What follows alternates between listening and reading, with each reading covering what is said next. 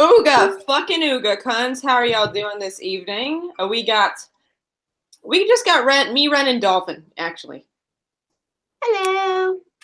A dull night indeed. There should be some other folks joining us later on, but beforehand we were talking about some real stupid shit, as per usual in the world. No, it's really wonderful. But don't we have a guest coming in that's needing to talk about this? But he's not here, so. Yes, I believe that boy Pat, your boy Pat. No, that boy Pat. No, he's because he's my boy Pat, and then no, but he's your boy Pat. Pat, you shit the bed. Where the hell are you? What we're having is pronoun problem. Yes. He's that boy Pat now. That boy Pat. Wow, that's actually kind of mildly racist. Anyway, feminists think they know better than everybody, and a bunch of women lost their job because of it.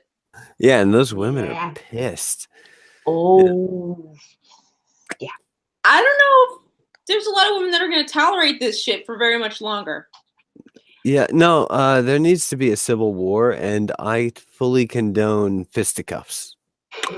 Go for it, women. All you strong and enabled women, yeah, go liberate yourselves from the feminists. Knock them down one by one. They won't fight back. They really won't. I think Bering said they had a fight club though recently. Yeah, they do. It looks pretty lame. It really is. Do you think if anybody actually threw a real punch in that fight club, they'd probably just start crying and tell them that they were triggered and shit? I almost just want to comically grab one of them by the head and watch them swing away and just be like, go on. What are you doing? They're like running in place. I'm going to get you. It'd be so cute. I just want to smack one of them in the mouth. It would really be really cathartic. No, I want some female MMA fighters to go into their fight club and then really give them a fight. No, not even that. Just like go down to a local boxing what do they call it? Boxing gym, and just find some of the female boxers and be like, hey, you want to do me a favor? Go show these girls what real empowerment's like. And they'll just stand there for a few minutes, and the little feminist walks up, bam, they're on the ground. Even better, we just send the grid girls. They seem pissed enough. Send in grid girls so that they might go. Then all the feminist fight club might be dead. They might be. Ooh, we can add the booth babes to it. They're probably still holding some latent salt over what happened to them a few years ago. Oh, that's right. Didn't they got rid of booth babes a few years ago because misogyny?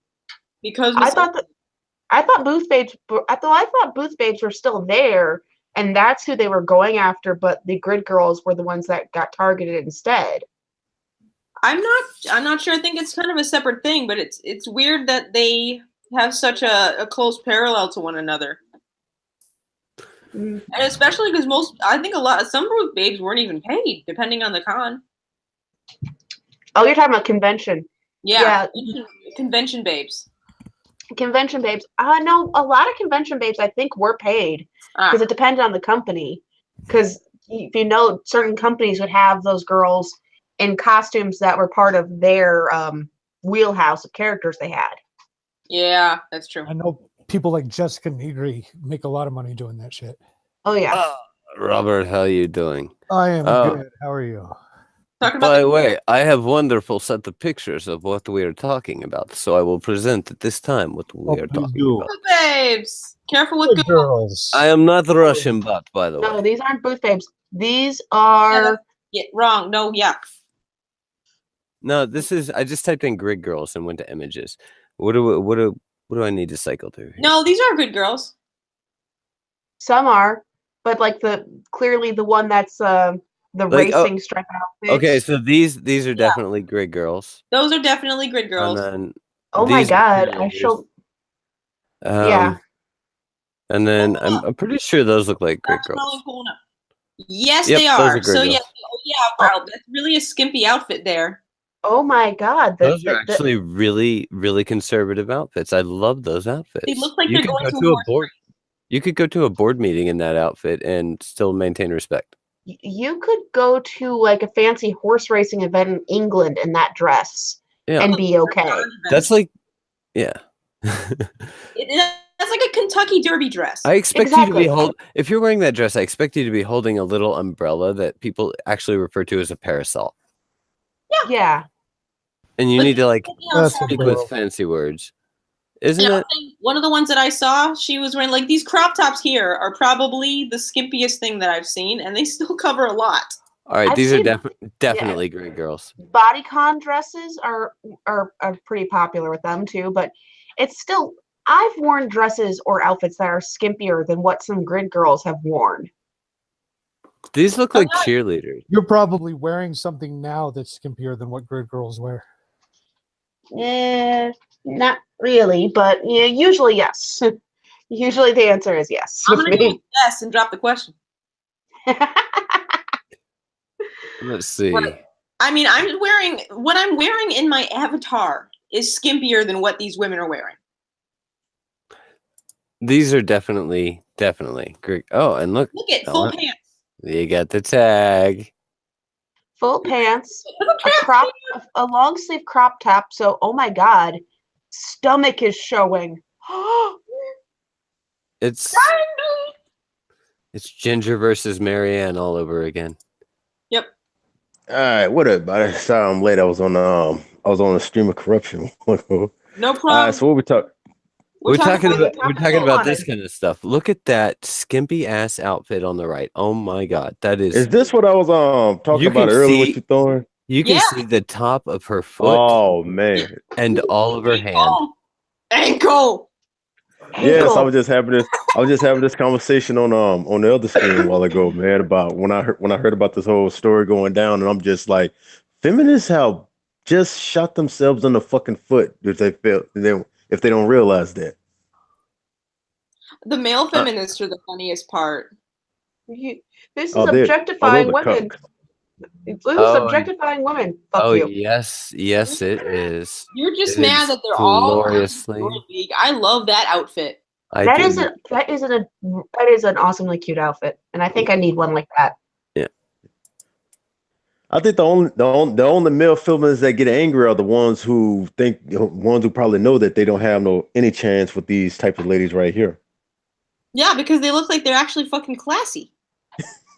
Yeah, they do. Those are very classy outfits. Now these maybe not so much, but those maybe not so much. That's Russian good girls. That's different. Look, this is a very, very nice. I mean, if you're going to be covered in logos, then it's really just a silhouette.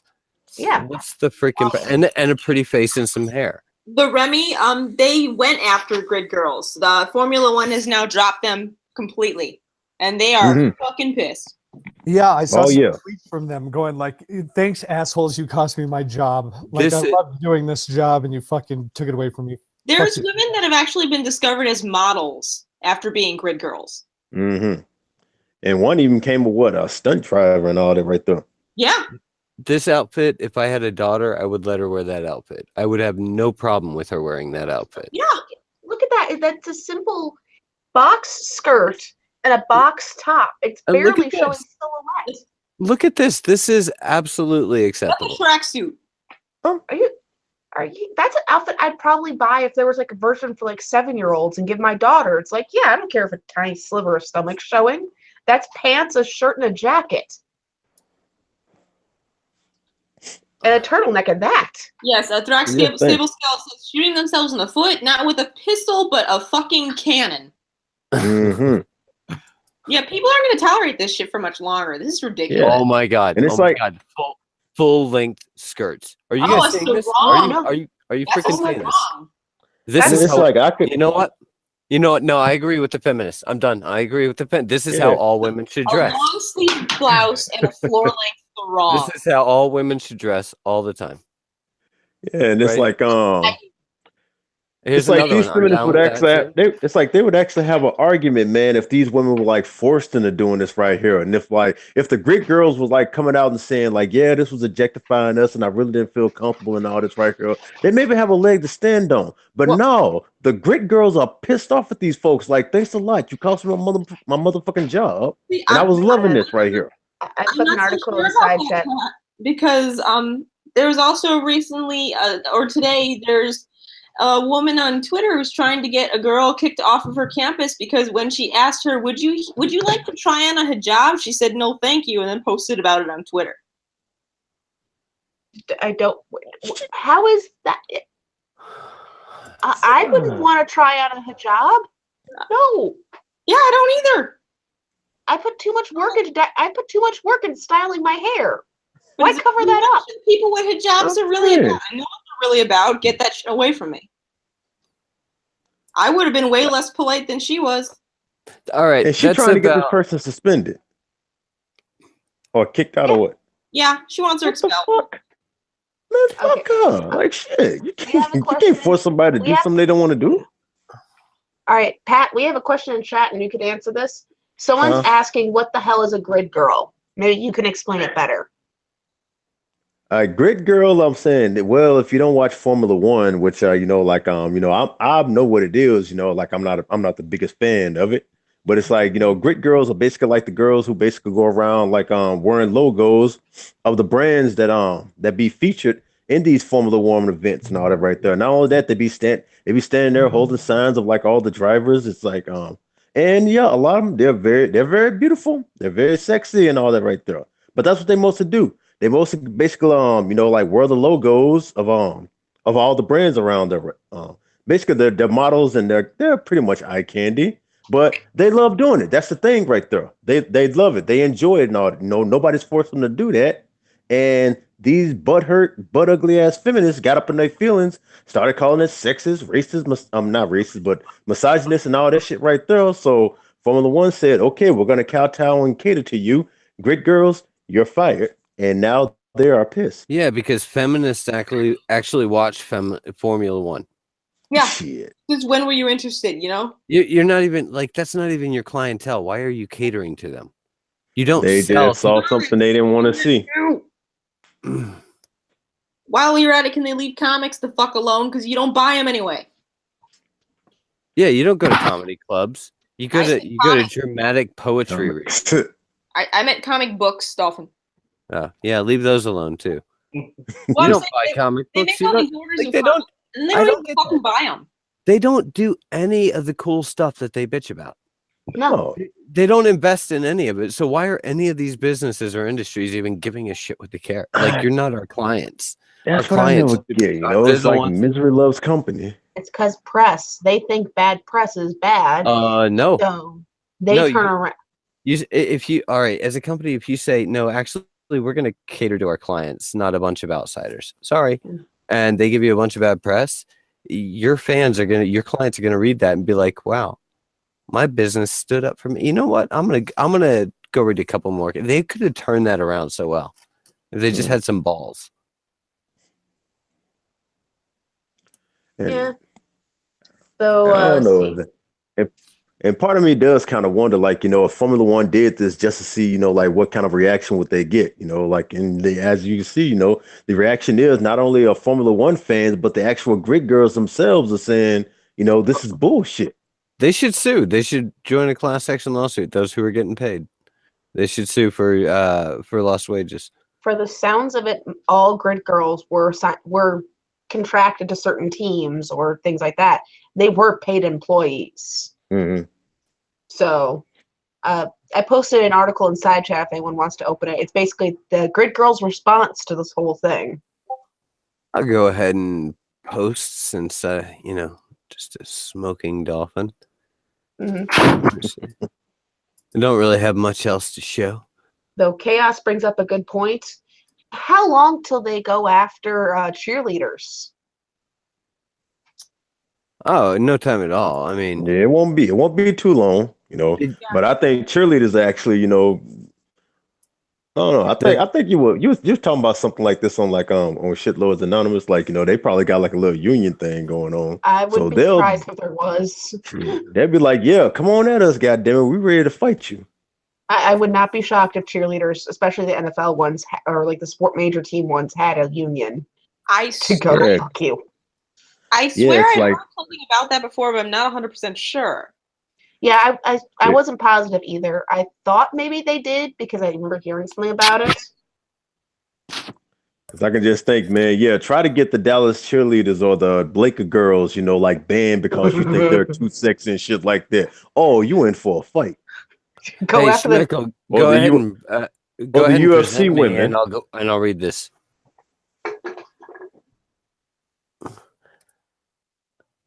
All right, excellent. So, Formula One announced Wednesday that its grid girls models that the race is promoting the sport and brands associated with it will no longer be part of the sport starting in the 2018 season. Despite their roles being a long-time tradition in F1, Managing Director of Commerce Operations Sean Bratches said in a statement, "We feel the custom does not resonate with our brand values, and clearly it is at odds with modern-day social norms." Sorry.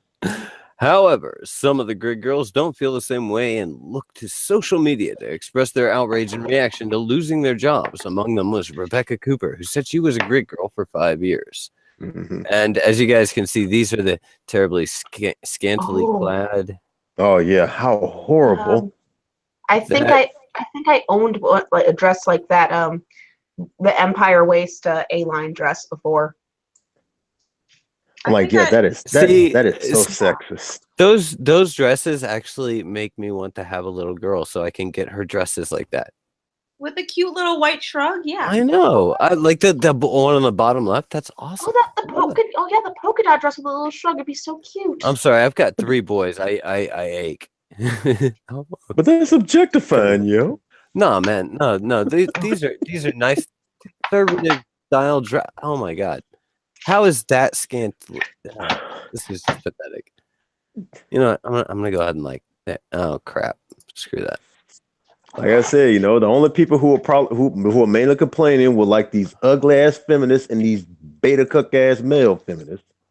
Soy boys. Oh yeah, wonderful. Anyway, that's Rebecca Cooper, who's let's see what she has to say. So the inevitable has happened. F1 grid girls have been banned. Ridiculous that women who say they're fighting for women's rights are saying that others should and shouldn't do. What others should and shouldn't do, stopping us from doing a job we love and are proud of. PC gone mad. Angry face. Hashtag grid girls. I like the anger face. That's great. Scantily clad furniture. Sexualizing women. Provocative. I'd never let my daughter wear a grid girl outfit. Just some of today's comments, yet clearly people don't have their research. These are feminist and supportive to compare your fellow woman to a fucking chair. Yay. And that's coming from a woman. Yeah. So that means you're supposed to listen to it. Why listen to me? I'm just a patriarch. Double standard. If we don't do something to stop this, where will it end? No grid girls, no cheerleaders, female singers being told what to wear on stage, no models in magazines. I'll fight for my right to choose what I wear, where I work, and keep a job I love. Hashtag fight for my right to choose. A lot of Middle Eastern countries. Yeah. Mm-hmm. Well, I mean, that's why they love Islam. They want all women under their control. It's, right. I think I don't remember who said it. Somebody said that feminism isn't a movement for women. It's basically like a union of women who will punish any scabs who cross the line, who cross the picket. That sounds like some shit Linda Saussure would say. Yeah. Mm-hmm. I was also reminded of another thing that I saw today. Thank you, the bitching witch, for reminding me of that. It's fucking stupid too. Oh my goodness. Go ahead, Dolphin, finish this up, and then I'll show you. All right, so essentially, we've all been made redundant. Part-time grid girl Charlotte Gash on the decision by hashtag F1 to stop using walk-on grid girls at this person and at that person. Another grid girl, Michelle Westby, took issue with people who don't like her role, questioning her intelligence or knowledge of racing. As FTW has written before, the same has happened in NASCAR with the Monster Energy girls. As you can, I don't know if that's them. Michelle Westby. A lot of people asking my view on grid girl ban situation. Well, check out my page for my view. And she lists her page there, which if you click on the video right now, it'll work, I swear. In a lengthy Facebook post, Westby explained how she turned being a grid girl into a job as a stunt driver. That's pretty badass. Yeah, that's badass. Holy right shit. Yeah, because she had connections then. Wow. That is awesome. I'm sorry. In part of her post, Westby wrote, I wasn't going to, oh, you know what? I'm sorry. That's, well, no, that's not too bad.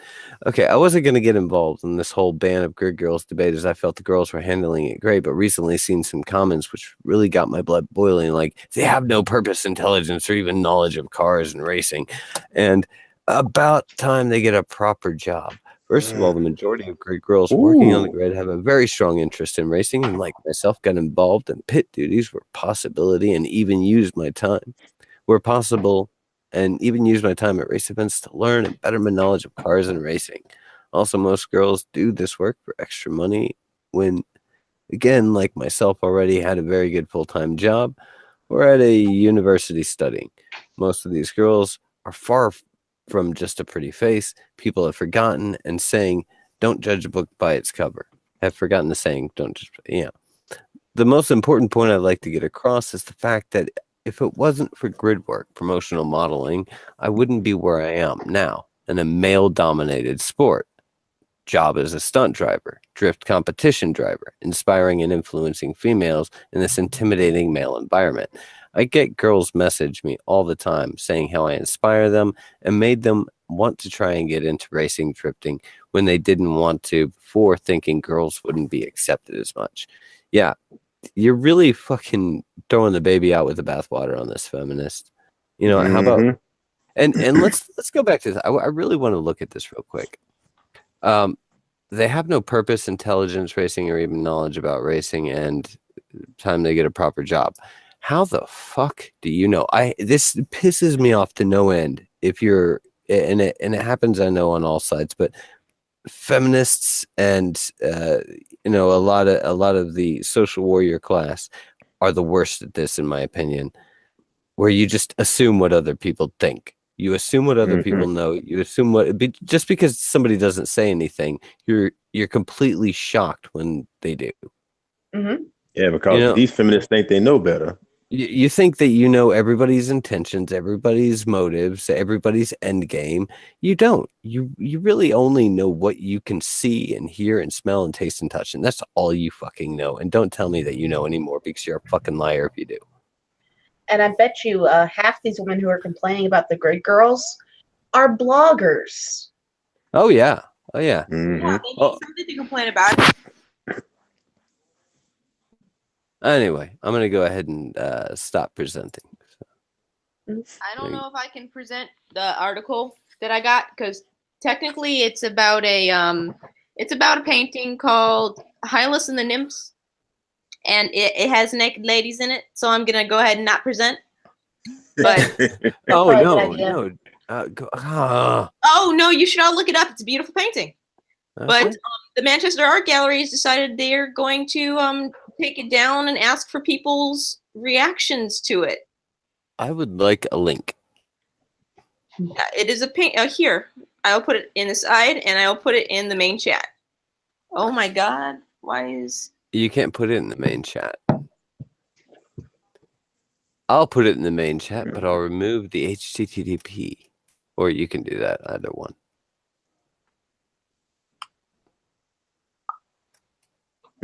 Yep.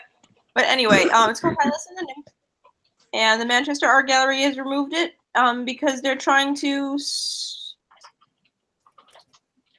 The painting was taken down Friday and replaced with a notice explaining that temporary space had been left to prompt conversations about how we display and interpret artworks in Manchester's public collection, mainly the ones that show women made for a male gaze. It's really fucking stupid.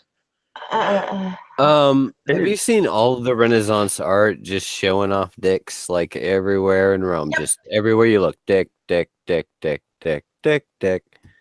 Yeah, Ganaway said the title was a bad one, as it was male artists pursuing women's bodies and paintings that presented the female body as a passive decorative art form or a femme fatale. This was in response to the room that the painting hung in, which is called Pursuit of Beauty. It contains lots of late 19th century paintings and a lot of flesh. I can't wait till the feminists discover the Hellenistic age and realize it's a bunch of white people glorifying the human form. Right. Yeah. You know, for a while there was a bunch of really prudish Christians that went around putting fig leaves on statues and causing irreparable damage to them because they didn't want to see a penis. Fucking vandals. Oh yeah, they did the same thing with Pompeii. There's a number of paintings that part of them are painted over and you can't get them back. Yeah. Yep. And I'm hoping that that's not going to be the case, but I feel like something like that is going to be coming to the art world soon, where they're going to go to these classic paintings and either take them down or like irreparably damage them That's not going to happen. No. The people that actually own them are never going to let that happen. They will take them and put them in storage first. No, that's what I mean. They'll be taken down. Yeah, that's what's going to happen. Which is just or certain rooms will have like a lovely trigger warning. Trigger warning, these pictures may incite the male gaze. Or you know what they'll do is they'll just start having museums that are specifically designed with trigger warnings at the beginning. And like if you can't make it through the foyer, then you're not allowed in. That's it. You know, no matter how much you paid to get a ticket. Nope, sorry, no refunds. You couldn't make it through. You were triggered in the foyer. Get out. You're not allowed in the main gallery. No, but now we need to have a conversation over whether it's okay to post these beautiful traditional artworks because men painted them. Mm-hmm. You know, and in the foyer, you could have like a holographic image of Donald Trump jackhammering Hillary Clinton against her will. I didn't need that mental image. That's a lovely mental image. I didn't say in the doo-doo hole. Why are you making it work? Why are you making it work?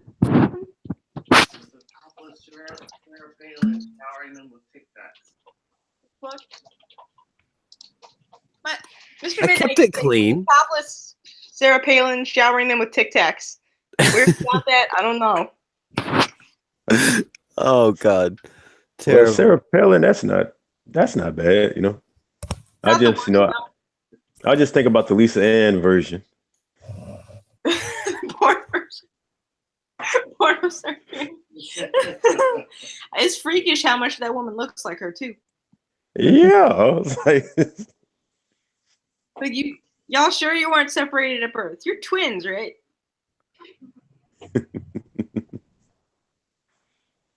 Who else has got some? Yeah, damn, I lost. Let's see. I don't know what is I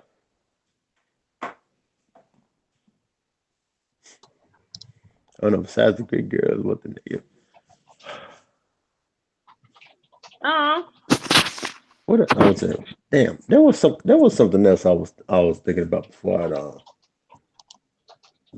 Yeah, it's like her alternate ego is a porn star. I don't know if she's crazy enough.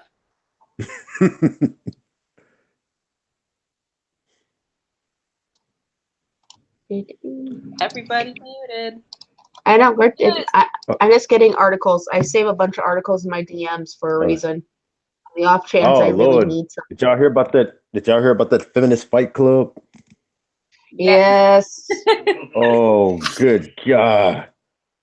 Like I said, boy, the feminists they have reached the ultimate level of crazy. It's like their radicals are coming out in damn droves. Nah. If we really wanted to mix shit up, maybe we can just send the grid girls. They're pissed enough. I was saying MMA women or women who fight in the MMA, but that might be too mean. Yeah. They a little much. We don't want to kill them, or do we? I don't know. I don't know. Are you positive we don't want to? Oh no, but it's like I watched that damn video of like burying them and all that right there, and I'm just like, oh my god, this is just pure fucking cancer. Because all you basically is you got all these, you got all these unattractive, angry ass motherfucking women, whether they're feminists or they're just basically, doing this under disguise of feminists. I think they're just kinky ass exhibitionists who just want to, do this stuff like in public. You know how these people just jump on these events and things like that, like the slut walks and the free the nipples and all this shit right there, just so they can be butt ass naked in public. That's what I think. That's what this basically was. If you want to be butt ass naked in public, just admit it. You don't have to lay down this shit. Nope. Cool. I don't even give it. But if they admit that right there, then like the feminist sisterhood would turn on them. You let it all hang out. You let the back butt hang out, the front butt hang out, because most of them have those. That's my thing right there. I'm like, you're a kinky ass exhibitionist. Just fucking be honest about it. Stop saying like, oh, we're making a statement. We're fighting the patriarchy and all this right here. And bullshit. You just want to be butt ass naked in public. All right, I'm gonna go ahead and I have this article that ran through up in the side chat. I have to present it. Go for it. I would love to be topless in public, not because I'm an exhibitionist, just because it's hot outside and my t-shirt's sticking to my back. It's annoying. Oh, this is the fun one. Yeah. Schmeckle, I swear to God, if you don't put this up there, the people will miss out. This is glorious. This is apparently the most of all glorious. So apparently, people who practice yoga contribute to white supremacy, professor claims. White people, of course, who do a downward facing dog. I have not read this article yet. I was not ready for that. Oh shit. Oh. I'm sorry, hold on. Okay. All right, I'm good. White facing dog are contributing to a system of power, privilege, and oppression, according to Michigan State University professor. I've seen some sisters in that position. Shrina Gandhi. Wow. Oh damn. That sounds. Can't argue with Gandhi. A religious studies professor in Michigan State claims in an article she recently co-authored that Americans who practice yoga are contributing to white supremacy and promote the yoga and can't do it. Promote the yoga industrial complex. What the? Well, don't you know Lululemons are trying to take over the world? Yoga industrial. Oh man, shit! the YRC. So what? These people can do yoga and you can't, so it contributes to white supremacy. All right, so here's the problem: the system of power, privilege, and oppression. That's the argument of all these social, whatever they call them, autopists. All right, see, here's the problem. What they want you to do is they want you to give up everything that's good in your life, and just start.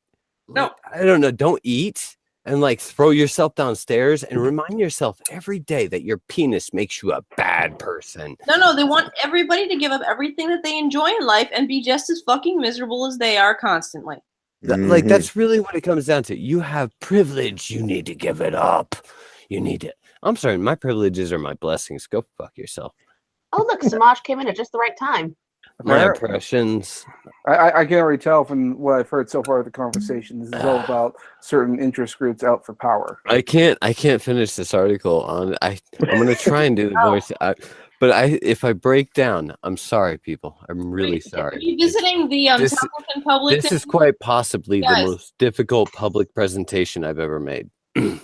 Revisiting the topless in public thing, the bitching witch says, Thorn Midnight, Bitch, it was 120 degrees in Arizona when I was 6 months pregnant carrying around F-cup titties. Imagine how uncomfortable and sticky that shit was. Oh. Man. And I'm not even a woman, and I can imagine that pain. All right, going on with the article. White Americans should learn yoga's history, acknowledge the cultural appropriation they engage in, and possibly reduce the cost of yoga classes for poor people. So stop doing it, but let all the poor people do it. Yeah. A group that often includes peoples of color. Don't forget the poor people are black and brown and green and purple, and some are plaid. And recent immigrants, such as Indian women, to whom this practice rightfully belongs, Gandhi argued. Oh. You know, at the park near my house, there's a lady that literally goes and does yoga classes for free. Mm-hmm. Not an impossible thing to find. Suddenly, like, the selfishness of her argument is all coming very clear. She's Indian, and she believes that Indians own yoga and nobody should be allowed to do it without her permission. Oh, God. That's excellent. So she co-authored, and I'm sorry, I'm just being ironical because I did criticize people earlier, judging other people's aspirations.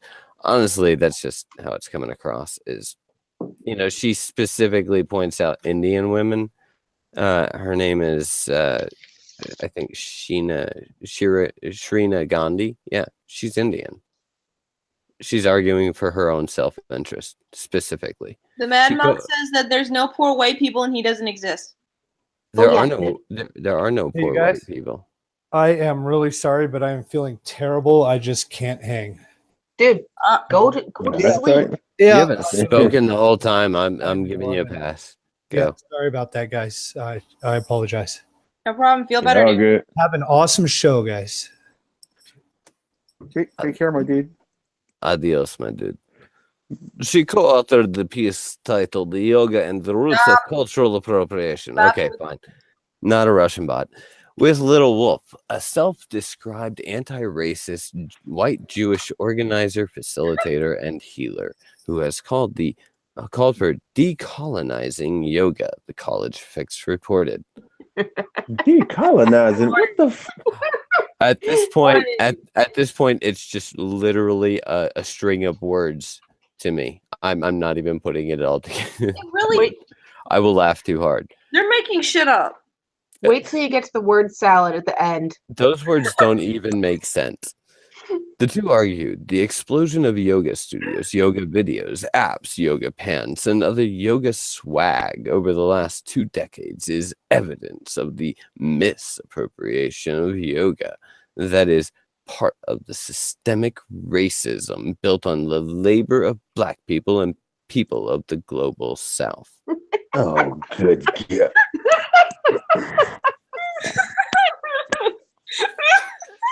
And I'm sure the subcontinent, right? I'm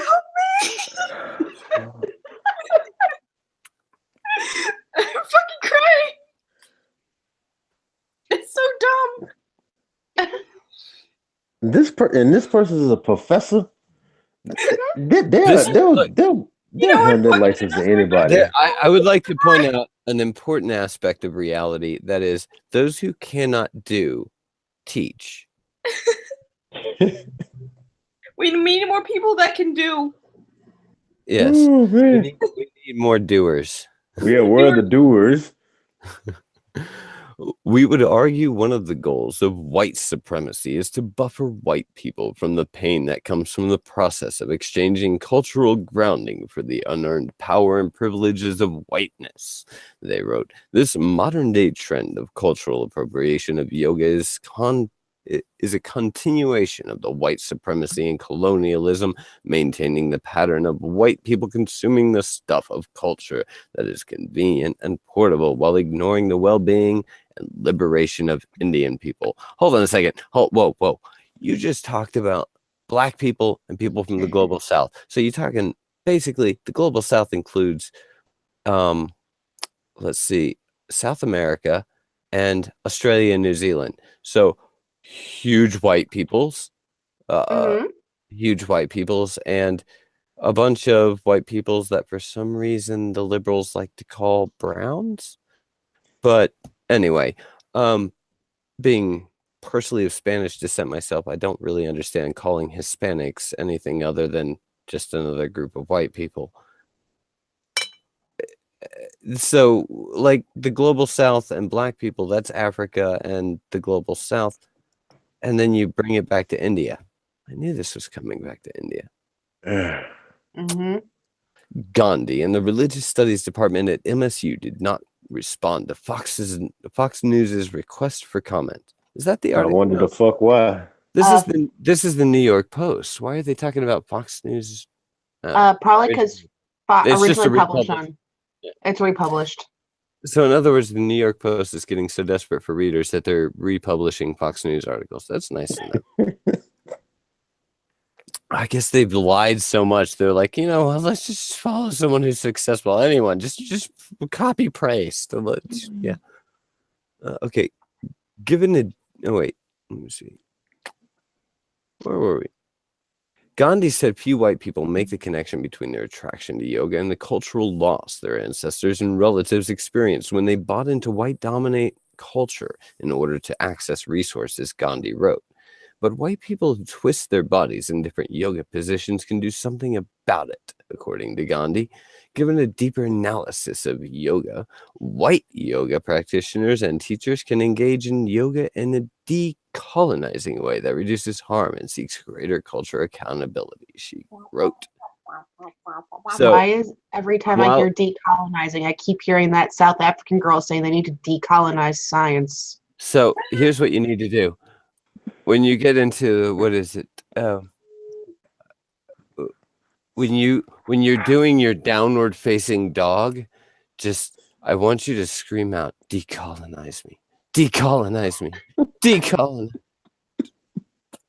The dolphins will hear you.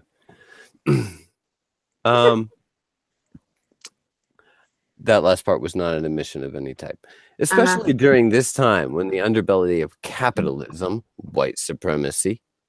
Oh my God, I need to take a moment to read that word. I got this. Cis heteropatriarchy and xenophobia. Holy I wanted to say the word salad. Let her say the word salad.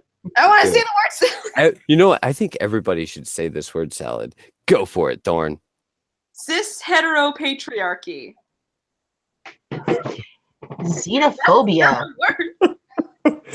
Oh God.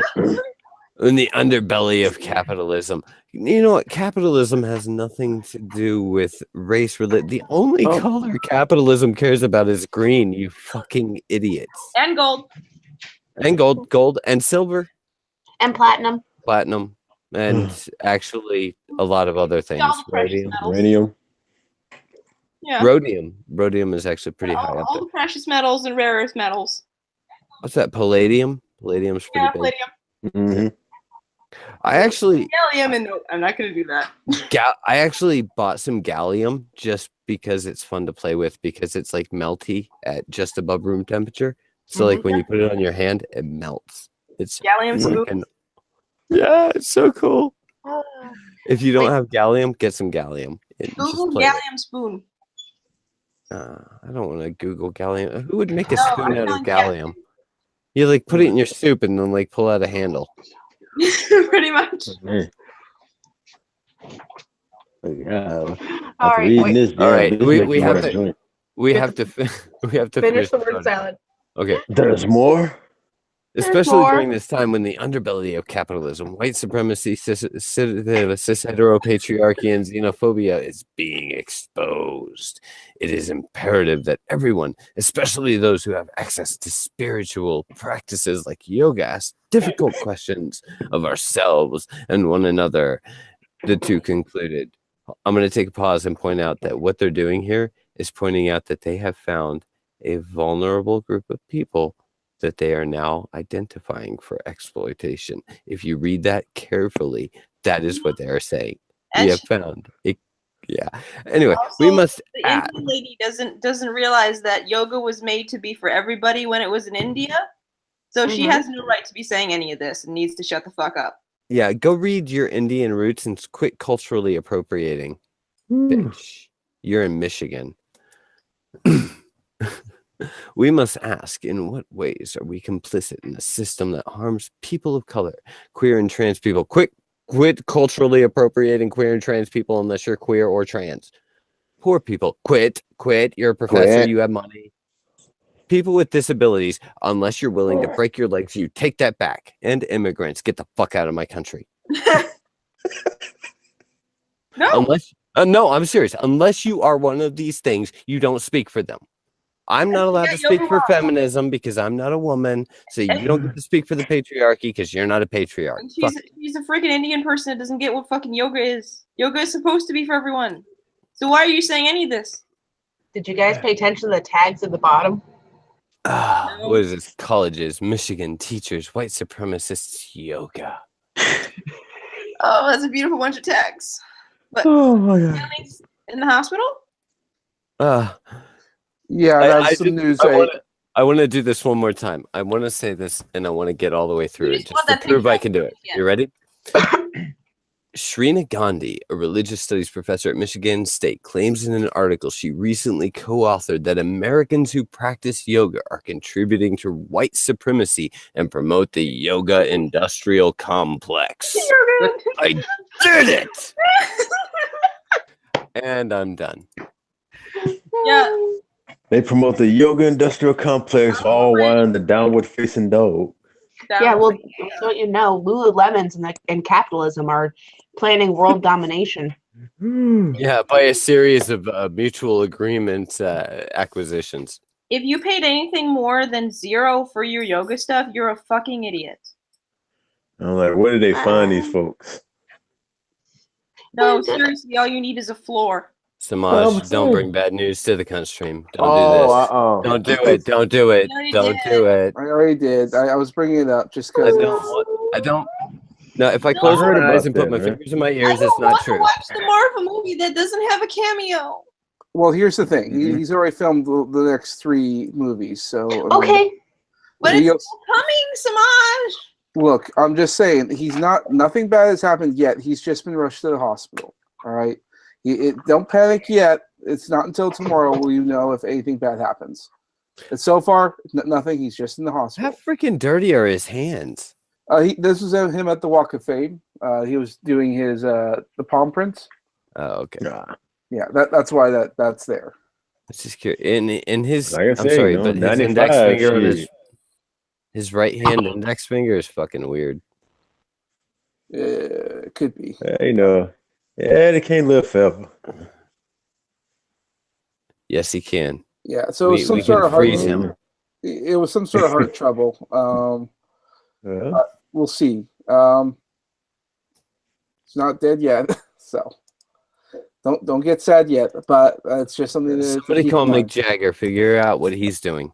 Look, I'm just saying, get emotionally prepared for this. I'm just saying, no, he can't do what Mick Jagger did.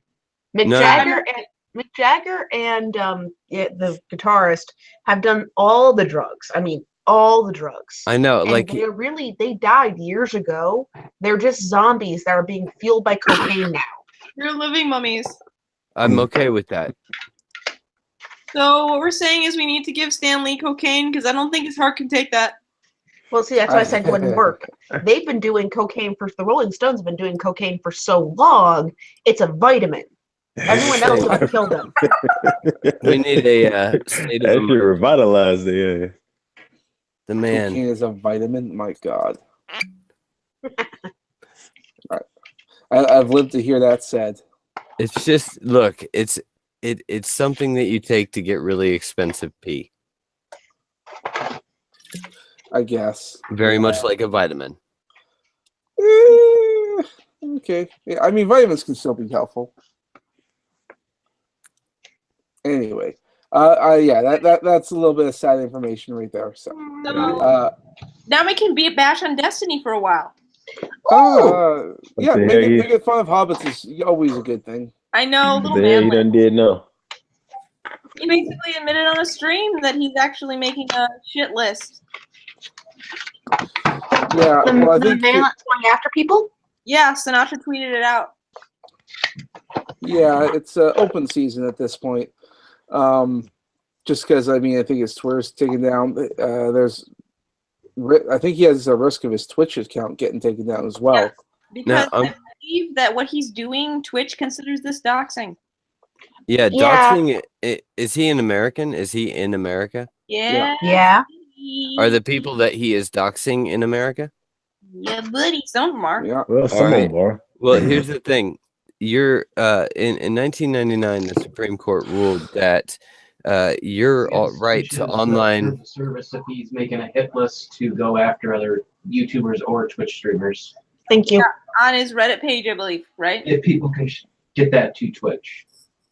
Okay. Well, it would be a real shame if everybody just, Oh, I don't think we gotta do nothing. I think other people have already. Done I know. No, I'm just saying, like, somebody needs to make an example. So, If like, 4 people just went and tweeted that. you have the Reddit page. You do.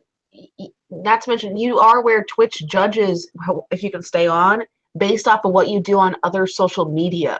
They do. That'd be a shame.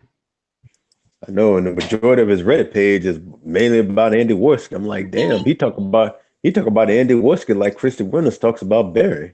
Do you think the manlet has a crush on Andy? I think he does. Probably does. I'm pretty sure he's just out for revenge. He probably sees Andy and sees a guy that can walk into any room and see any girl and be like, "Hey, what's up?" and go home with her, and that pisses him off. It would be a shame if he wasn't such a little, how unwilling he is to get a real fucking job.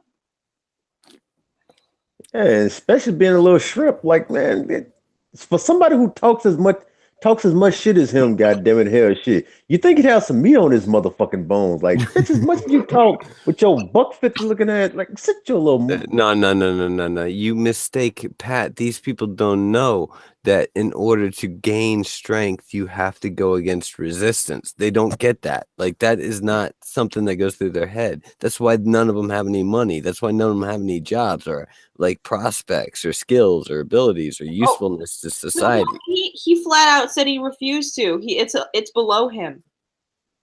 Of course, they're entitled. He's entitled. Like, people should just give him shit. Because he's entitled. Well, all right, yeah, we'll see how that works for you. All I have to say with Destiny is Napoleon complex. Good luck with that strategy, buddy. I hope it works out for you. This is the sound of someone digging their own fucking grave. Whew. Digging. Magog's in the chat. Digging. Magog, you're gonna love the video that comes out tomorrow on my channel. Magog, hey, you want to come into Cunt Stream Beta? I would love to have Magog on. Me too. Fucking bring in Magog. Hey, you want to come on? And now we gotta wait the like 30 fucking second delay for him to be able to hear what we're talking about, so he can respond. I'm fucking clearing the dead air. That's all we really want to see at this point. Yeah, we're all waiting on Magog. He could just yell ass rape when it gets quiet, and then there's no dead air. That's a yes. Yeah. All right, somebody shoot out Magog. Is it really ass rape if you consent? No. We've been over this. I'm a dolphin. You don't need to consent. That's kind of the point. Hello. We're just saying hello. It's like, dude, do you shake hands when you walk up to somebody? This shit like once you reach out. When you reach out, does the other person just automatically reach out? Yeah, that's how it works. Come on, it's reciprocal. Dogs sniff each other's asses. Humans shake hands. Dolphin. Not gay if you yell Slayer while it's happening. Okay. Yeah. Dolphins are terrible, terrible creatures. What are you talking about? We love you. Look, if you drown during it, we're really, really sad. We don't eat for long periods of time afterwards. Right, no, but you don't lift them up to the surface to get air? No. We finish. That's important. Yes, rape. It just rolls off the tongue. It's a lot more elegant than surprise butt sex. I'm trying new things, okay? I'm not just trying to yell like ass rape all the time. I'm trying to like here's a new one I've been working on. Wait, okay. Ready? Okay.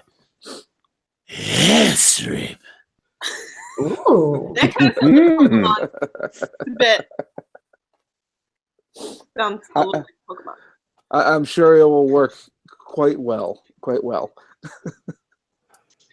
All right, Magog, I got something I really need you to do for me. And Schmeckle, if you could just present me one more quick time, I'd appreciate it. I need you to read this for me. This section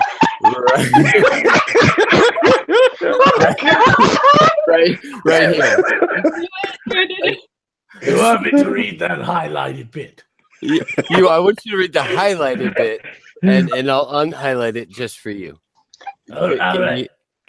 So just those two first paragraphs. That's right. That's it. All right.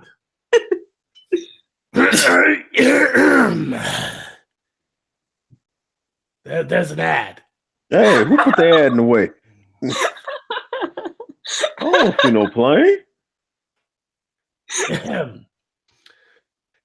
White people who do a downward-facing dog are contributing to a system of power, privilege, and oppression, according to a Michigan State University dumbass.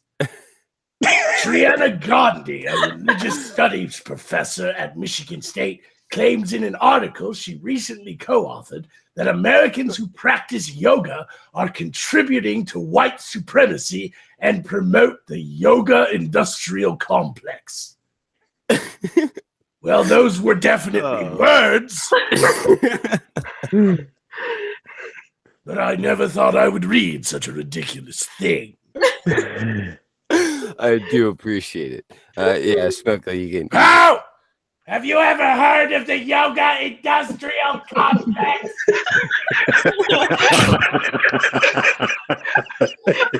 Yeah, it's retarded. Okay, just checking. Bonehead. Shut up! You shut up! You fuck you! Oh, come on then! I'll kill your fucking head! Sorry about that. No problem, dear. Just send him to the lagoon. We'll love on him. What? So who do we have here? We have a dolphin guy, and Samaj, and Schmeckle, who are both muted, and Thorn, and Yeah, Ren, Samaj, cut your mute. What the hell's up with that? and a giant black dude. You know it. Doesn't he make you feel a little inferior? Makes me want to, I don't know, pump iron or something. I feel fucking inadequate. Yeah. I get that too. Fucking Negromancer over here doesn't even have to use his sexy black magic. He just punches you in the fucking face and your fucking eyeballs come out your asshole. I mean, yeah, that or do laundry on his abs. But if I do that, would I be considered punching down then? No, you're black. You're oppressed, remember? It depends on what you're washing. Yeah. You could be masturbating for all we know. Depends on if you're doing it with one hand or two. This motherfucker can't even walk around. He has to throw his dick over his shoulder or he'll step on it. Actually, I lost my leg in the war, and I stand on my dick. I have no idea where that joke was going. Yeah, it was absolutely terrible. Yup. What the fuck are you guys doing anyway? What is this Cunt stream thing? Happening every night now? Pretty much. Yeah. You know, if you can get a Cunt to stream every night, why not? I suppose so. Yeah. Yeah. I'm not streaming every night. Fuck. I'm damn near streaming every day now. You are a damn No. good streamer. Yeah. So my God, what do you think about the F1 girls? I already tweeted about that. Don't they know anything? Oh, can I display more pictures? You can totally be sexually empowered and expressive as long as you do it for yourself or for other women. But you can't do it, obviously, for if men like it. You know, it's in the fucking feminist bylaws, okay? Mm-hmm. They need to clean up their act and read the feminist rule book. Super chat. American Phoenix, what's up, cunts? The Phoenix has arrived. Hi, Thorn. Hi, Ren. What's up, Samaj? Hi, American Phoenix. Oh, forget about the black man up in this motherfucker, the necromancer and the dolphin shit. Yeah, we just don't. Yeah, we don't matter. We don't matter. We don't matter. Two more pretty girls. They don't like people of color and marine and mammals. That's it. They're marine mammalist. He didn't say hi to me either, so definitely like against necromantic wizards. I didn't really know how to classify you in a neoliberal sense. Never say those words to me. Ignore the dolphin, the necro, and the negro. Yes. And the neo and the liberals. Anyway, these are the beautiful, beautiful women we were talking about before, displaying their amazingly well-tuned bodies that, of course, if you're a feminist, you hate. And these nice conservative clothing, which are, of course, skimpy in the eyes of any given feminist who, do I need to pull up Free the Nipple? All I can say is the guy who works at the unemployment office is going to have a good day tomorrow. I wouldn't Google that on the Cunt Stream Dolphin. Yes. Yeah, I can't do slut walk either. Son of a bitch. Yeah, no, don't do that one either. No. How about Emma Watson in a doily? I can't show feminists in the natural state, but I can show these conservatively dressed, beautiful women who are standing there holding signs, and feminists have a problem with them being paid to look this amazing. Also, as a note, I can't show a painting because that's bad. Yeah, we have to be careful what's shown on the Cunt Stream because we have rules. I didn't know this job existed. My wife could do this job. This would be awesome. Feminist hate culture.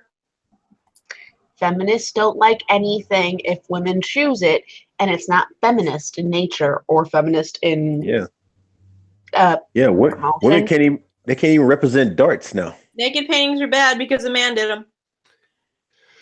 Are you guys gonna stream tomorrow and talk and read the memo if it gets released? They're talking about. Oh my god, that memo. The memo. We're talking about it Sunday. The memo. I'm gonna read it because I'm curious, but at the same time, out of all of the things that have happened, I really wish Trump would just get up one day and be talking to the press and everything, and then when one of these assholes ask him a stupid question, he'll be like, "No, not you. I don't have time. Just send me a memo."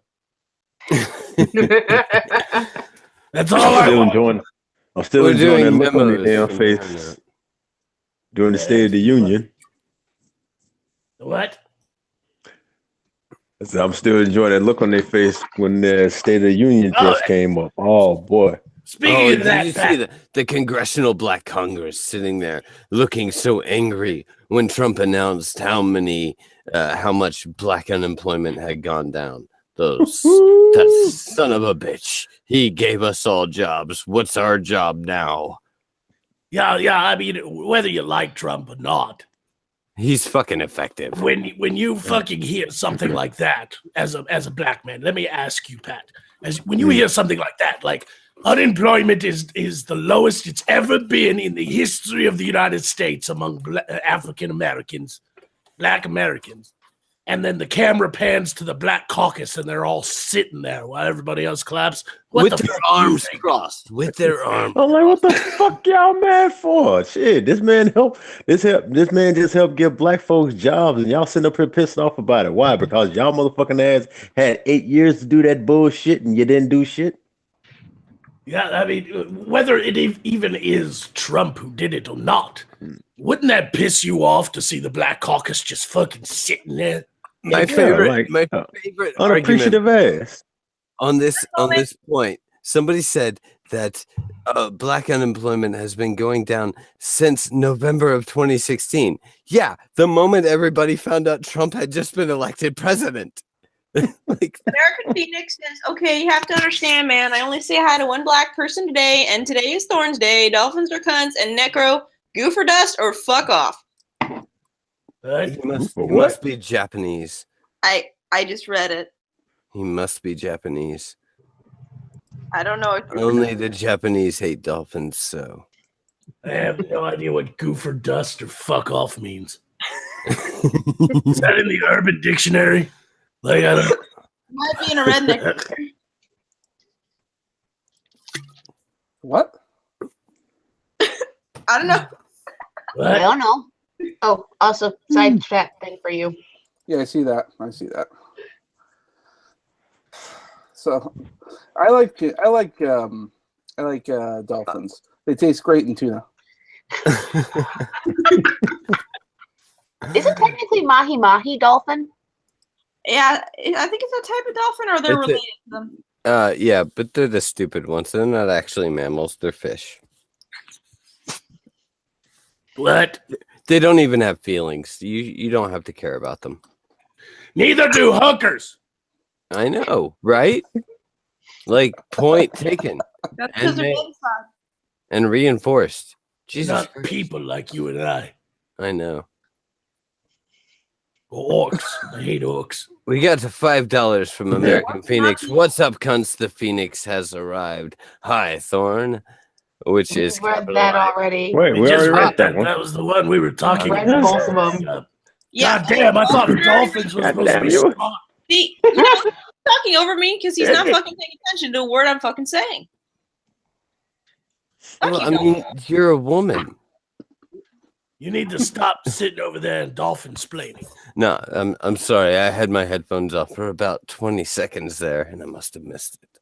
Hey, you're not even human. It doesn't mean I can't use headphones. No, I mean, you said I'm a woman. You're not even fucking human. Yeah, so what would I know about it, right? Yeah, you don't have the same rights as me, so fuck off. But I'm a patriarch, so I don't know about the patriarchy. Go back to avoiding tuna net. I know. Thrax says I also eat well. Like, damn, you eat Tess Holiday? Mark is saying, Samaj, Magog, did you guys see your limericks? He's been writing everybody limericks.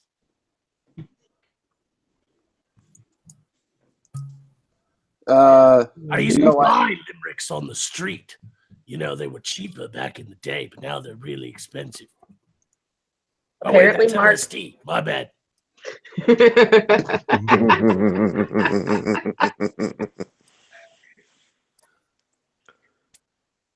Now, Brockus is in the chat, pissed off that I said I hated orcs. That includes you, Brockus. Why are there 70? Why are there 70 cunts watching and only 31 likes and 4 dislikes? I'm not Stephen Blackman approved. Yep, now that you said that, there's going to be a lot more dislikes, you dumbass. That's the point. They always get ranks. Opal's in the chat. Oh, she's still sick. Yeah. Damn it, Opal. Yeah. Is she feeding herself? Apparently, she hasn't been able to eat for a few days. Look, so long as it's just like sick pains and not like, oh god, I'm pregnant again. Well, because let's be honest, you shouldn't be breathing. Mm. And her tummy hurts. Her tummy hurts. Okay, who went deep? Also, Magog, apparently gopher dust is graveyard dirt, sulfur powder, powdered rattlesnake skin, and a various herb mix. Okay, but what's the point? Like, why? I don't know. It sounds like angel dust. Is this like some macabre beauty technique? I mean, is this a spell component or some shit? All of my magic, I don't need to know all this shit, okay? I'm a necromancer, not an alchemist, okay? All right? Opal says I'll eat a cracker. That's racist. Most of my health potions I make for quests contain cocaine and cocaine. So doubling down on the cocaine. Opal already said she wasn't going to sleep with you because you'll split her in half. Oh yeah, she already said I want to walk. But I'm not the reason. I'm not the reason why her tummy's hurting. I claim innocence.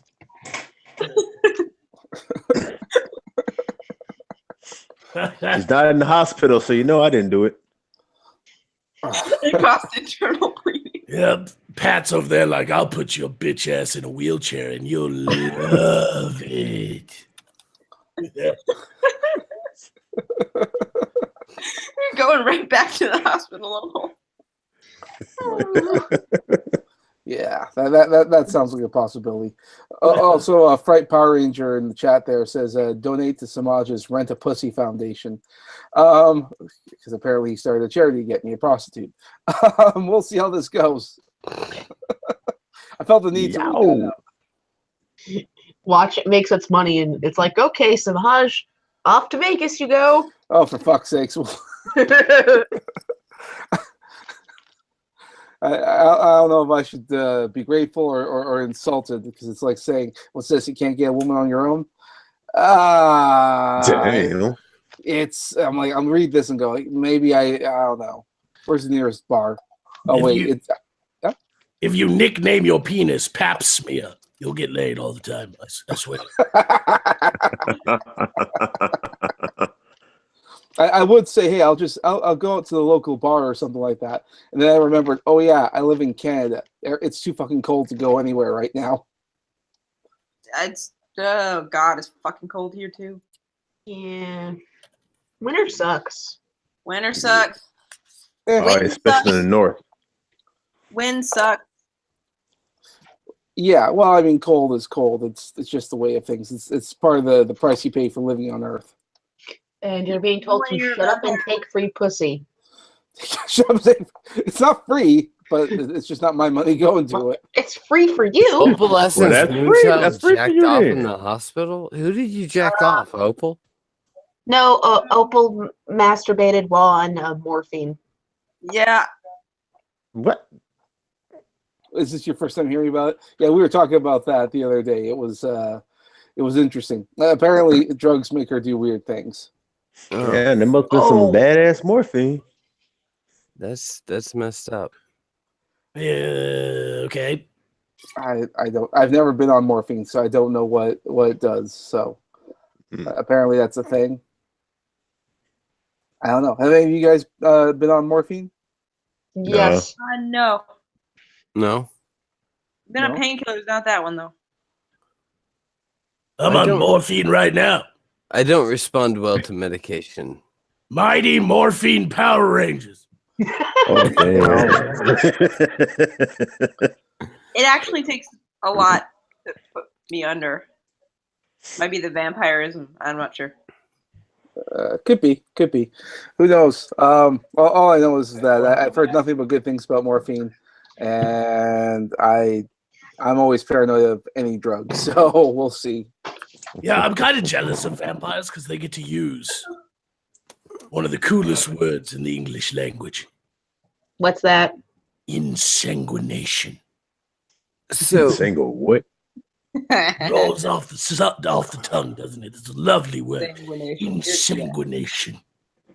So I'd like to point out that Jordan Carey donated $20 in NZ New Zealand dollars. Money. Thank you for the money for no particular reason, Jordan Carey. 0.8% of whatever it's listed at. So $16. Pretty decent. Thank you, Jordan. We appreciate it. I wish you had put something down for us to read. Give me an epic thing to say, and I'll say it in an epic way. Just throw it in the chat, and I'll read it if it's from Jordan Carey. Maybe. We'll thank see. you. If not, thank you very much. So I'm late to the stream. So what's been going on? You guys covered all the popular topics of the day. We had great girls, pretty women dressed up, getting paid. Told by feminists that them getting paid to do something they love is terrible for women. And then we talked naked about painting. He is still a man. Naked painting. Oh, and yoga's white supremacist. Oh, over yoga industrial complex. Yeah, there's a yoga industrial complex. Mm-hmm. It's still fun. Oh, wait. You know what? I gotta get you on the same point to read this for me. Oh, you're gonna make everyone read it. No, it's just the word salad. The word salad is so fun. If anyone was paying attention to that one stream a few days ago, where I was trying to do stuff, I am not capable of reading shit. So I'll leave all reading to someone else. I'll just draw the thumbnails. Thank you very much. Reading is literally what I do. Oh, that's good. Then you can do all the reading. Great. Aquatic mammals would shut the fuck up. Let me talk. That'd be great. All right, so Magog, you think you could? I'm sorry, Schmeckel. You tossed me up there on the main screen. And Magog, you think you could read the highlighted section just for me?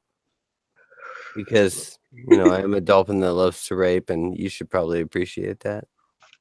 This is the last one I'm doing. All right, awesome. I love you, man, and not just in that gay way.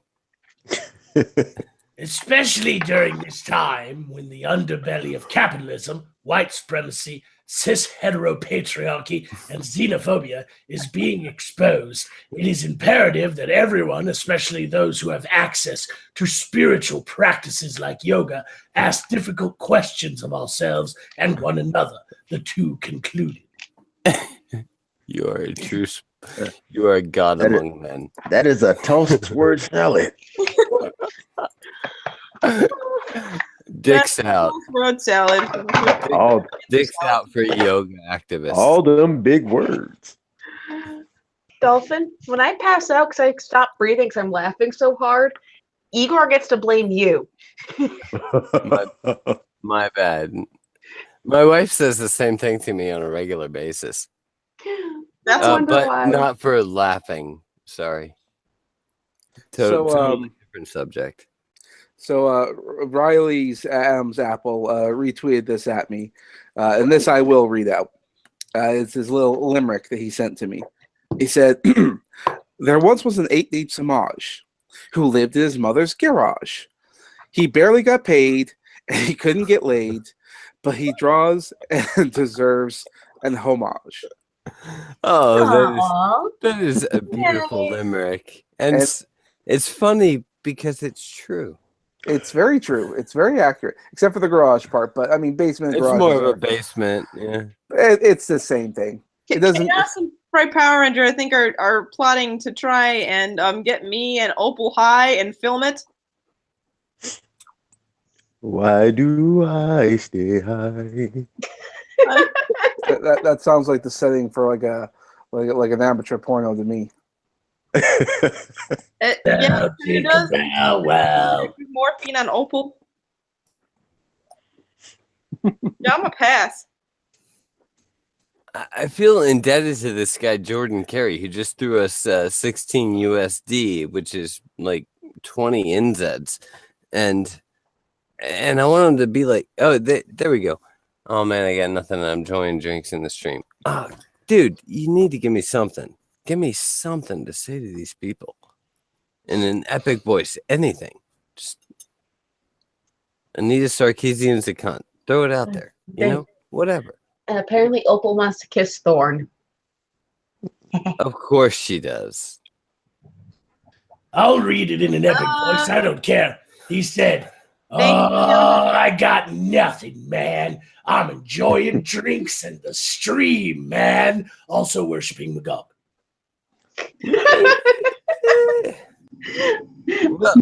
well played, That Magog. last part was added on. Oh, was it? That's what they thought on my end. I'm pretty much read the same thing Magog said. I don't know where you got what you read. Oh, Jordan Carey says, "All hail Blue Whale." You shut your dirty whore mouth. All hail Blue. No, that doesn't work. All hail Blue Whale. No, It was better. not quite good. Traitor. No. Not the Russian bot. No. I am not the Russian bot. Well, look, Mark Kumo's come up with an option for you, Samaj. You bang Opal, and he'll even Photoshop me into there for Opal's sake. Blue Whale. We'll see how this goes. We'll see. I know that Opal was harassing the chat the other day, saying wanting me to draw all kinds of lewds of her, and it was tentacle, it was bondage, then it was what else? She was having all these suggestions. I'm like, God damn it, Opal, you just want a porno mate of your character. Opal porn. The perfect answer. Opal and Savage porn. It can be a cunt. It can be a cunt stream exclusive. I think Mad Mailman might have something to say on that. Oh, that's right. Oh, it's not confirmed yet, isn't it, Opal? We all know you're fucking him. Mad Metal Man, if it turns out not to be her boyfriend, is gonna be so annoyed at us for constantly saying it. I think he's more annoyed than anything else. Like I'll get notifications that he has a live stream, and I'll ask him like, how's it your relationship with Opal? How's that turning out? He's like, I don't know what you're talking about. I don't know what you mean. You gotta go down like South Texas for that shit. Come on. Really? I guess. I mean, great gun laws, but seriously, you want to go to Texas? I one of these days I probably will be in Texas for sure. I'm in Texas. I would love to end up there as like in West Texas, but East Texas and Austin, I'd stay away from. It's too hostile in East Texas, and it's too crazy in Austin. Are there too many Japanese people there? What? Good here.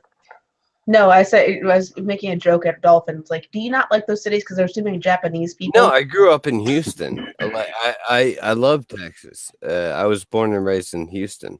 But I love West Texas. Like to me, like Uvalde to El Paso is like the perfect area. Jordan Carey asks, is there feminism in the realm of Magog?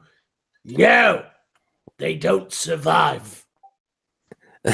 Everything is based on an extreme version of Darwinism, I'm expecting.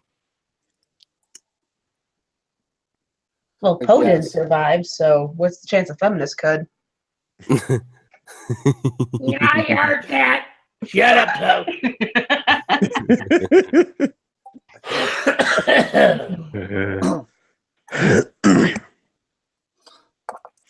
But if anything, these extreme ass feminists need to die the fuck off. Oh my god. It's not just the feminists. I'd like to point out there are the social justice warriors, which by all accounts, social justice means we don't have a law, so it's not lawful justice, and it's not legal, so it's not legal justice. It's essentially a lynch mob. I know we don't like that term, so we'll call it mob rule. Shit, we don't like that term either. What should we call it? What's like the McCarthy era? Kind of what it's starting to seem like. Mm-hmm. So, dude, we are up to 9 dislikes. How many likes can we get to counter those? Well, if we want to increase the dislikes, Opal in the chat wants to come on in. What do you guys think? You talk? Screeching Harpy? Screeching Harpy, I guess. Does anybody enjoy Fran Drescher? No. Wow. Can we get all right? 1 for yes, 2 for no. Chat, tell us what to do. Oh, and Bitching Witch has a question. So, do more scar women know how to keep their mouths shut and legs open? They do if they know what's good for them. That's a good answer. I like that. That's what. We don't even call them women. We call them kitchen people. Kitchen people. How about wenches? Wenches. All right, I've seen 2 2s and 2 1s. And a 5. And a 5. The fuck is a 5? 1 is for yes, right? Where did 5 come from? It's either 2 2s and a 1 or 2 and 3 1s. I'm not sure. I get a 1. I get a 1. I get a 1. 7. 0. Fuck you, Schmeckle. Yes, everyone type butt sex. God damn it. Also, Schmeckel, you might as well just jump into the stream, man. You're already here. Yeah, you're here. Get just on fucking mute yourself, you douchebag. Come on. Whip out that tiny little dick and those giant ass balls and be a man. So, Magog, how are things going on your stream there? Or on your channel? What? I'm asking, how's your YouTube career going so far? Pretty good. Pretty good? All right, that's good to Except hear. I haven't done a video in a while because I had the plague. How's your car salesman job going? What you talking about? I'm fucking with you, my dude. Well, you suck at it. Don't quit your fucking day job. I won't. I make a huge amount of money doing it. I guess so. So then you can afford to be bad at humor. Yeah, Yes. I work for the oil company. This motherfucker's over here like, I make so much money, I don't need a sense of humor. That's what I pay my servants for. I think I'm going to have to put that as my new Twitter handle. Servant, get over here and laugh at this joke for me. I'm exhausted. My God, isn't that what Poe's for? You make Poe laugh at all your jokes? You first I have heard to, that. Shut up, huh? You first have to find the servant who's going to write the joke for you that you then get to make fun of. And you went quiet. It happens. It was so boring. You see, the thing is that the Cunt stream is like later on in the night. It's like the late night streams. You always have a little bit more energy come the morning time. Also, that's when you see all the new news that comes up. Although we'll see how energetic people will be tomorrow if we hear the news about Stan Lee's dying or something like that. Don't jinx You it. shut your mouth, Samaj. Shut You will not die. The man is immortal. All right, let's talk. He is a Highlander. The news of the day. When will the memo be released? When They said Friday. Friday. Did they? Tomorrow. That's what they said anyway. Yeah, Wait. yeah, but is it going to Give me something really to fucking report on Sunday. Release the memo. Wait, what memo? the memo? The FISA memo. Oh, okay, the Pfizer. Don't give them the answer right away. You have to give. Do you know nothing? Shut up. I don't want to waste time with this bullshit. Exactly. Let's not waste time. Just tell me everything. I'm too stupid to pick it up on my own. You have to build it. I read the transcript from the council meeting they had on Monday. You know, the commission to vote on whether to release it. And if you read through that, the Democrats are pretty pissed off that they're releasing the memo a week before they can craft their own memo and release it. Can you provide a link for that in the side chat? I would love Absolutely not. Oh, you son of a bitch. I'd have to find it again, and I don't feel like it.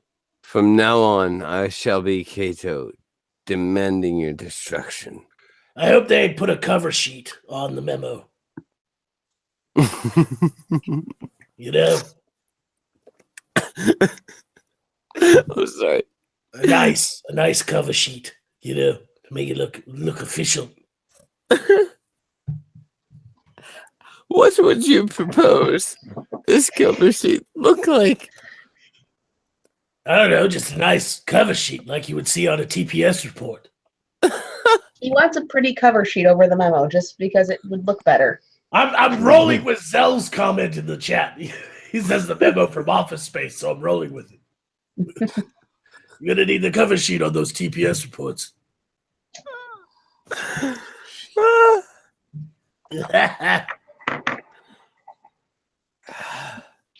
rescind my war. I will Yes. allow you peace. I wonder what's really gonna happen with the memo, to be honest. I mean, I think nothing. I think that the Democrats are going to flip their lids, going, "It's going to end the world," and then nothing happens, and everyone's going to look at them going, "Nothing happened." Pretty sure some people are going to jail. that's what I would like, but because the The political controversy, class. The whole political class is protected. surrounding the memo is being released. Seems to be a political move, and that's what they'll play on. You know. Oh no! Don't pay attention to the memo. It was just a political move. No, it's based on the IG report. You fucking morons. We'll see. We'll see. I love Adam Schiff. We should release the accompanying documents, and then all the Republicans go, "Yes, let's do that." And Adam Schiff, we should not release the accompanying documents because that would be detrimental to national security. But didn't you say just a few moments ago? I'm just pointing out. I'm only going to be happy if this memo is in Comic Sans. You need to choose the right font for the memo. Please choose a pretty good font for this. Comic Sans. See, I don't have the hatred for Comic Sans that everyone else does. I'm okay with it, but I know that everyone else hates it. So I know, I love it. I think that people get along better if all fonts had to be in Comic Sans. And I don't call it sans like you Canadians. Oh God. Did we agree on this? Well, no one said no, so I just said fuck it. I wasn't hear asked. a no. He They didn't hear a no. You didn't ask me. You didn't ask me a direct question. Dolphin, since when do we have to ask you for consent? Yeah.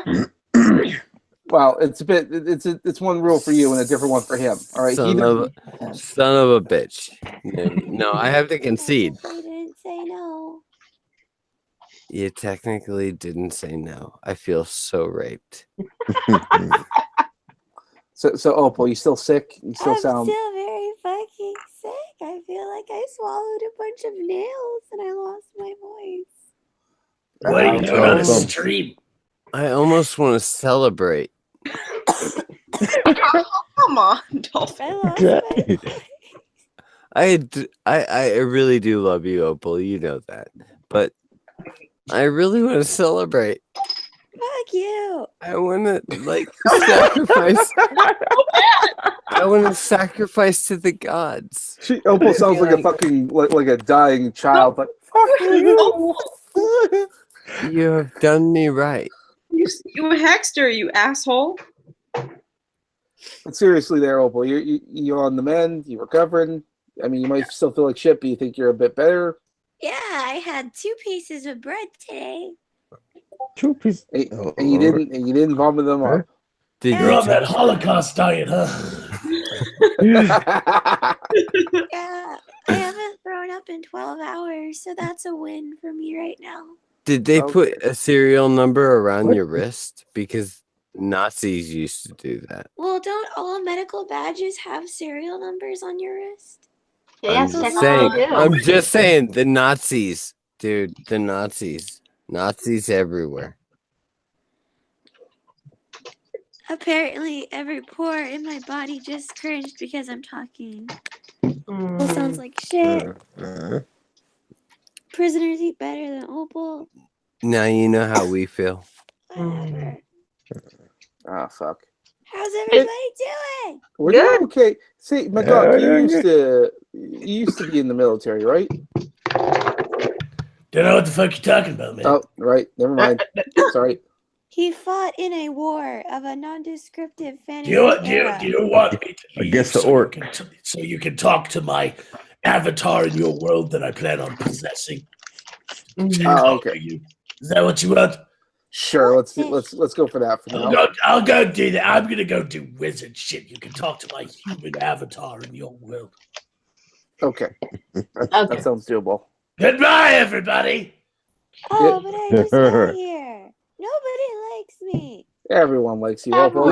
We like you. We just don't like it when you speak. Godfather because he doesn't like anyone. Right. And besides, what's up, everybody?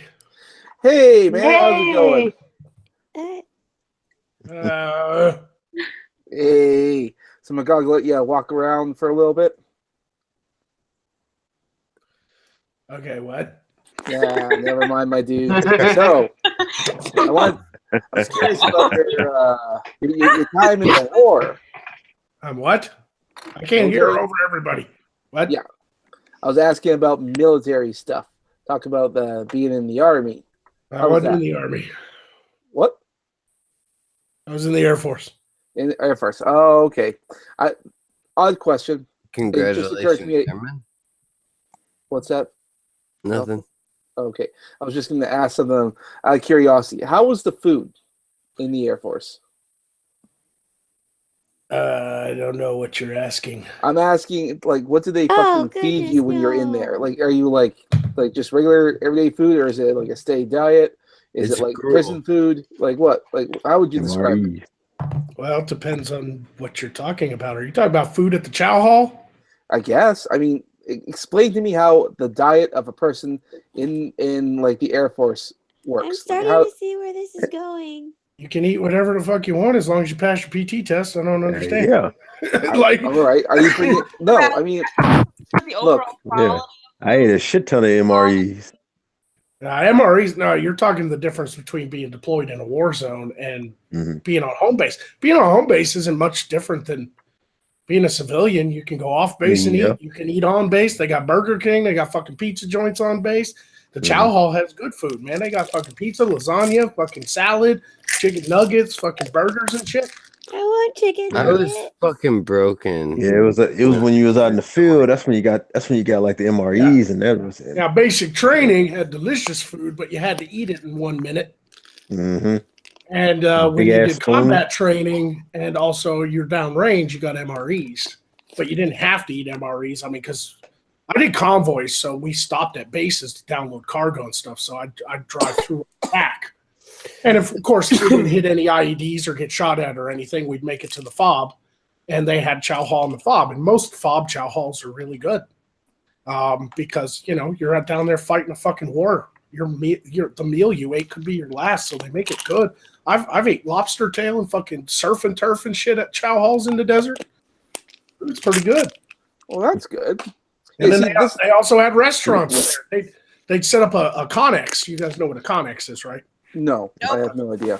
A shipping container, essentially. It's a shipping container, 40-footer, right? And they fucking use a welder and they cut windows into it and all this and that. And they put a roof on it and they build a kitchen inside of it and it'd fucking become a Hardee's. And they're actual Hardee's employees and they fucking serve you burgers. They had Pizza Hut. They had fucking McDonald's on one of the bases I went to. Stuff like that, you know? Really? Oh, okay. See, this is the kind of stuff you don't really hear about. So I was very curious about that. No, the food's really good. Now, that being said, not all the food was the same. I mean, I've stopped at chow halls where it was meatloaf night and it wasn't really that fucking good. Because the chow hall serves a steady menu. So whatever night it is, that's what you're getting every week.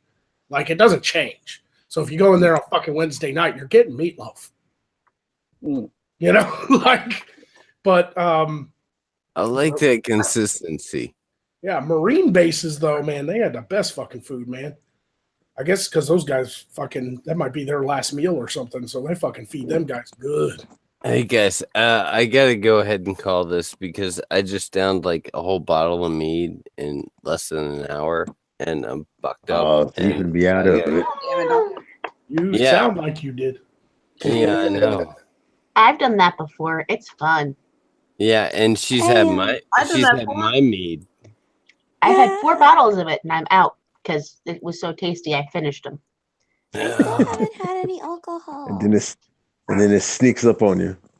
But yeah. After morphine, I don't think I want it. Ladies and gentlemen, so long. Thanks for all the fish. I do appreciate them. Bye. Take care, Dolphin. Bye, Dolphin. Bye, Dolphin. Peace.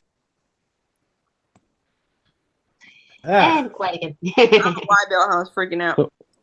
This is pretty awesome. Some guy just messaged me on Gab, and I didn't see it until now. But he made a fucking song for me. Magog of Morskar. Well, that's awesome. Fucking epic. It's like 5 minutes long. It literally is like this techno beat, and all of a sudden you hear, "That is a man." Dun, dun, dun, dun. Hell yeah. It's awesome. Rocks, man. I'm going to go to this guy's YouTube channel and we can comment on this shit. Oh, yeah, that's awesome. I wonder if it's the same guy who did that that cuck song for Tonka. Oh, the cuck song. Here's the lyrics. He wrote the lyrics in the description. Awesome. There is a wizard from a distant place. From Votham he reigns, sent to judge our race. The necromancer he does not approve of the whining. Of the whining of the cucks and the progressive stooge. With dark magic he casts his spells, condemns the heretics to burn in hell. Forbidden powers give him ultimate strength. Casts the shadow of fear as his memes be dank. Dude, that is fucking sweet. I'm gonna put this link in the fucking chat there. Y'all go listen to this. That's funny. I'll put it in the. Oh, I don't have a wrench, do I? Do I have a wrench? No, I don't have a wrench, so I can't put it. Schmeckle, fucking wrench him. I think you gotta chat. You gotta say something in the chat first before Schmeckle can wrench you. There you go. Yeah, you're not a chat person. Oh, Lenska. Hi, Lenska. There you go. Hey, Lenska. Lenska, you get around. I see you in like almost every chat I'm in. Maybe she's stalking you. No. I think she likes to listen to stuff while she's working or something. Why does medicine taste so bad? Because it works. Because it's Does medicine. it work? I just took a bunch of medicine. That's what they say. It You know, tastes like poison. the cure's worse than the pain. Yeah. It's like NyQuil when you just hold your nose and go, okay, I know this tastes like green death, Man. but I want to wake up without a cold tomorrow. They gave me a bunch of sour NyQuil is gonna knock you the fuck out. And painkillers. I always liked how NyQuil puts may cause drowsiness on the side of the bottle. It's like, isn't that the point of taking it? Yeah, but for stupid people, you have to put warnings for everything. Yeah, that's why we should take them off. Thins the herd. What, the late? Okay. I don't need people. I don't need certain people in the gene pool. Stop having so many kids. I need a parking space for my kid when I drop him off to school. True enough. You know what? I'm letting it pass. No more kids. What, you're not having any more kids? No more spawn? You get one to replace you and one to replace your spouse. That's it. So 2 kids. Yeah. All right. So when are you going to work on kid number 2? Oh, God, never. I'm trying to sterilize myself. I was like, I'm done. Somebody Yeah. said 3. See, that's the reason why your tummy hurting? Oh. No, I said that's not sickness. That's a child. Oh, God, no. No, they made me pee in a cup twice. Because they're like, oh, we just have to make sure you're not pregnant, so pee in this cup. I'm out of pee. I can tell you I'm not pregnant. Unless it's another Antichrist. God damn. Well, By the way, how is Damien? He's fine. Wait, we can call him Damien because that was going to be his name. Oh, damn. Thank God you didn't name him that, because that would have been... I mean, I just said that because I thought you didn't want to say his real name. Well, we could call him Damien because I was going to name him Damien or Dominic or something else with a D. Derek. Well, but I mean, you could have gone cliche and call him Satan, but I mean that... Lucifer? Baby Lucy. Oh, dang. Baby Lucy. Oh my God, if I get a daughter, I'm going to call her Lucy. You gotta get working on kid number 2 there. Oh, fuck that. But I say, Lucy, who is she? Scarlett Johansson? So I don't know if you guys can see me, but to all you guys there in the chat there, the Wizard of Morscar, that's the little song remix that this guy made, this Cody Corner or whatever his name is. Just telling you all that, well, go there, hit that like button, because it's a fucking awesome track. Cronauer. Awesome. Cody Cronauer. Thank you. There's a new limerick by Mark. Oh, Mark did another limerick? He wrote for me. I'll read it in the Magog voice. There once roamed a man named Magog, whose wizardry paid for his grog. He parties with dragons, he pimped out his new wagon, and he smokes till his brain's in a fog. Awesome. What are you smoking? My God, this is a good day for like fan creations for you right now. That's pretty sweet. Right? Yeah. And the Beardbarian is in the chat and says there's a new episode by Beardy. Yes, finally. Yeah, it is. It's February 1st. This is the start of season 2 for the Beardbarian. Yes. Oh, awesome. And I By just the way- posted a new video on my channel last night. Nice. By the way, thank you, Beardy, for the you and Magog fanfic. Alexis giving me kisses. Hey, Beardy, you want in? Want to tell us about your new season there? Season 2? I'll kiss Olenska. I imagine. Kiss everyone as long as they're a chick. Yeah, as long as they're a semi-attractive chick. Semi-attractive. Excuse you. Oh, you are very attractive, Thorn. You Beardy, are like, Beardy. whoa. Of course I am. You don't have to read it. I read it and did a video on that. It comes out tomorrow. Oh, the fic? Yeah. That's awesome. Oh no, Beardbarian can't join. I was gonna say something. What was I gonna say? I forgot. Something don't about know. Thorn's boobs. No, it wasn't sexual. It was something innocent. I'm pretty sure I was gonna say something innocent, but I don't remember what I was gonna say. Oh, Opal. Opal. Was it babies? I think I was gonna talk about babies. No. Beardy, you should know what would happen if you hand me a fanfic of 2 YouTubers. Oh, that's what I was gonna say. Doesn't it feel good when your fans make stuff for you? It just strokes your ego when fans make things for you, like porn. I like how she just that was a banner. like porn at the end. Like porn. Like porn. Everybody should just make more porn. I'm still waiting for the day that there's a Cunt stream fanfic out there. Porn. It'd be the gayest thing ever. And also, why is there 2 of me? I don't know. I have no idea. You just duplicated. What the hell? You're cloning. Where'd the other one come from? Like we needed 2 sexually frustrated monkeys. Okay, that was weird. Smosh clone. There should be a fan fiction where somebody drugs the Cunt stream house with morphine. And everybody has a very good night. Opal. And in the end, Opal misses it because Opal wasn't there and Opal is sad the next day. Okay, now someone might just write that one. It's like, I missed it. No. You missed it all. I can't cry right now. You know, I am not looking forward to fucking going to school tomorrow. Why is that? Because I fucking hate academics. I fucking hate college, man.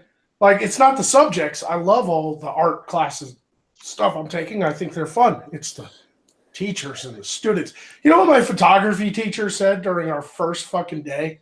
We were talking about camera basics. Mm-hmm. And she said, and I quote, that photography has its roots in racism. Oh, jeez. Oh, for fuck's sake. My brain is not processing that. What did she say? She said photography has its roots in racism because it was white people who invented photography. And so the lenses and stuff were kind of created to capture paler skin. So early photography, we're talking 1800s here, was not very good at capturing like people from Africa or Indians and stuff. Oh. That's because it kept black and white contrast. You know, because, you know, back in the 1800s, they hadn't figured out white balance yet or anything like that, or metering. Ah, fuck's sake. You know, No, my God, you'll get out of this. You know what's currently in Loyola's art little art museum that they have right along the old bus route I used to take? A literal flag that says "fuck white people." That's it. Flag that says "fuck white people." You know, the Beerbarian in the chat makes a very good point. He just simply says, "Burn down the school, Makaga Morskar." How is this person an educator? I don't know, but my brain does not compute that sentence. My brain's just going air over and over. And you know, like that might even sound anecdotal, like, oh, you know, like he might have made that up. You know, college ain't really that bad. Motherfucker, go to any college. I don't care where it's at, because if it can happen here in Arkansas, it can happen fucking anywhere. Go to any college and take any class that's in the liberal arts. You'll hear some shit. You'll hear some shit. I guarantee it. I don't even have to fucking, you know, next time I need to fucking record my classes so people, you know, so you know, I mean, I get it. Not everybody believes anecdotal evidence, so it's just kind of a talking point. Listen and believe. You know? But fucking hell, man, that it really does happen. I had my American government teacher cancel class the day after the election because she was so upset that Hillary lost. She stayed home. Fucking A. You know? She was my American government teacher. Why could she be the one that got that went into the highway and got ran over? There's a YouTuber called Ready to Glare. She's like a goth social commentary chick, and she is lamenting the fact that she's being forced to take a class called Queer Theory. She's actually being forced to take it. I had to take a college class that talked about how to get into college. Oh. It was the funniest goddamn thing ever. Oh my god. I don't think I want to go back to school. I'm worried about her because I really like this YouTuber, and I'm scared she's gonna stick her head in an oven. Yeah, I don't know. I mean, I have very little faith in the college education system. With that said, though, I mean, if you want to, you know, excel in certain fields in life, you pretty much have to. And just, I hate saying this because you want to challenge these people.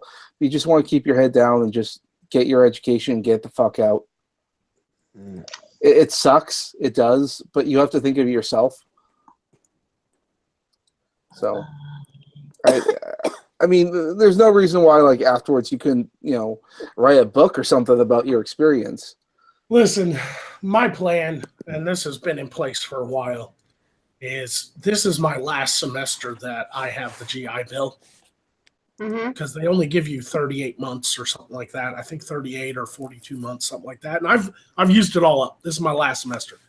Since I will no longer be getting paid to go to school, I'm done.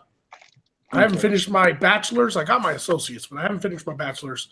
But after this semester, I'm scaling down to like one class a semester just to kind of keep it going. Maybe I will, you know, maybe I'll finish in 4 fucking years, you know, taking one class a semester, but I'm going to put more work into what I'm doing now on like YouTube and stuff. Cause I really am fucking tired of this shit. This full load of school and dealing with the students. And maybe it's because of my life experiences and my age, like more than half, I'd say about 90% of the students in all my classes are like 19-year-olds. Kids. That is a factor. We were all young once. I get it, but I just don't fit in, you know, especially when they come in with fucking purple hair and start bitching and moaning about fucking, you know, their lattes not being good enough or something. I don't know what they fucking. I was like, man, if you don't get your young ass out of my face, I will back in. Yes. Fucking drink it. Stop it. It's coffee. Hey, Batman, how's it going? Whenever you get your speaker going. Well, Thorn, you never know how good lattes are from the actual stores until you have to try to use instant coffee creamer and some whipped cream to try to make a latte at home. At that point, I just make tea. Yeah, there are tea drinkers. Yeah, tea much easier. I have absolutely no idea what the fuck is going on outside my apartment right now. What do you mean? You hearing strange noises?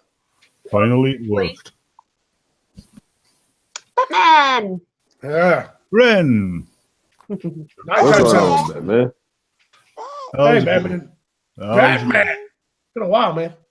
It has. Too long. Hey, couldn't help hearing that bit you were on about your insane teacher saying that photography is racist.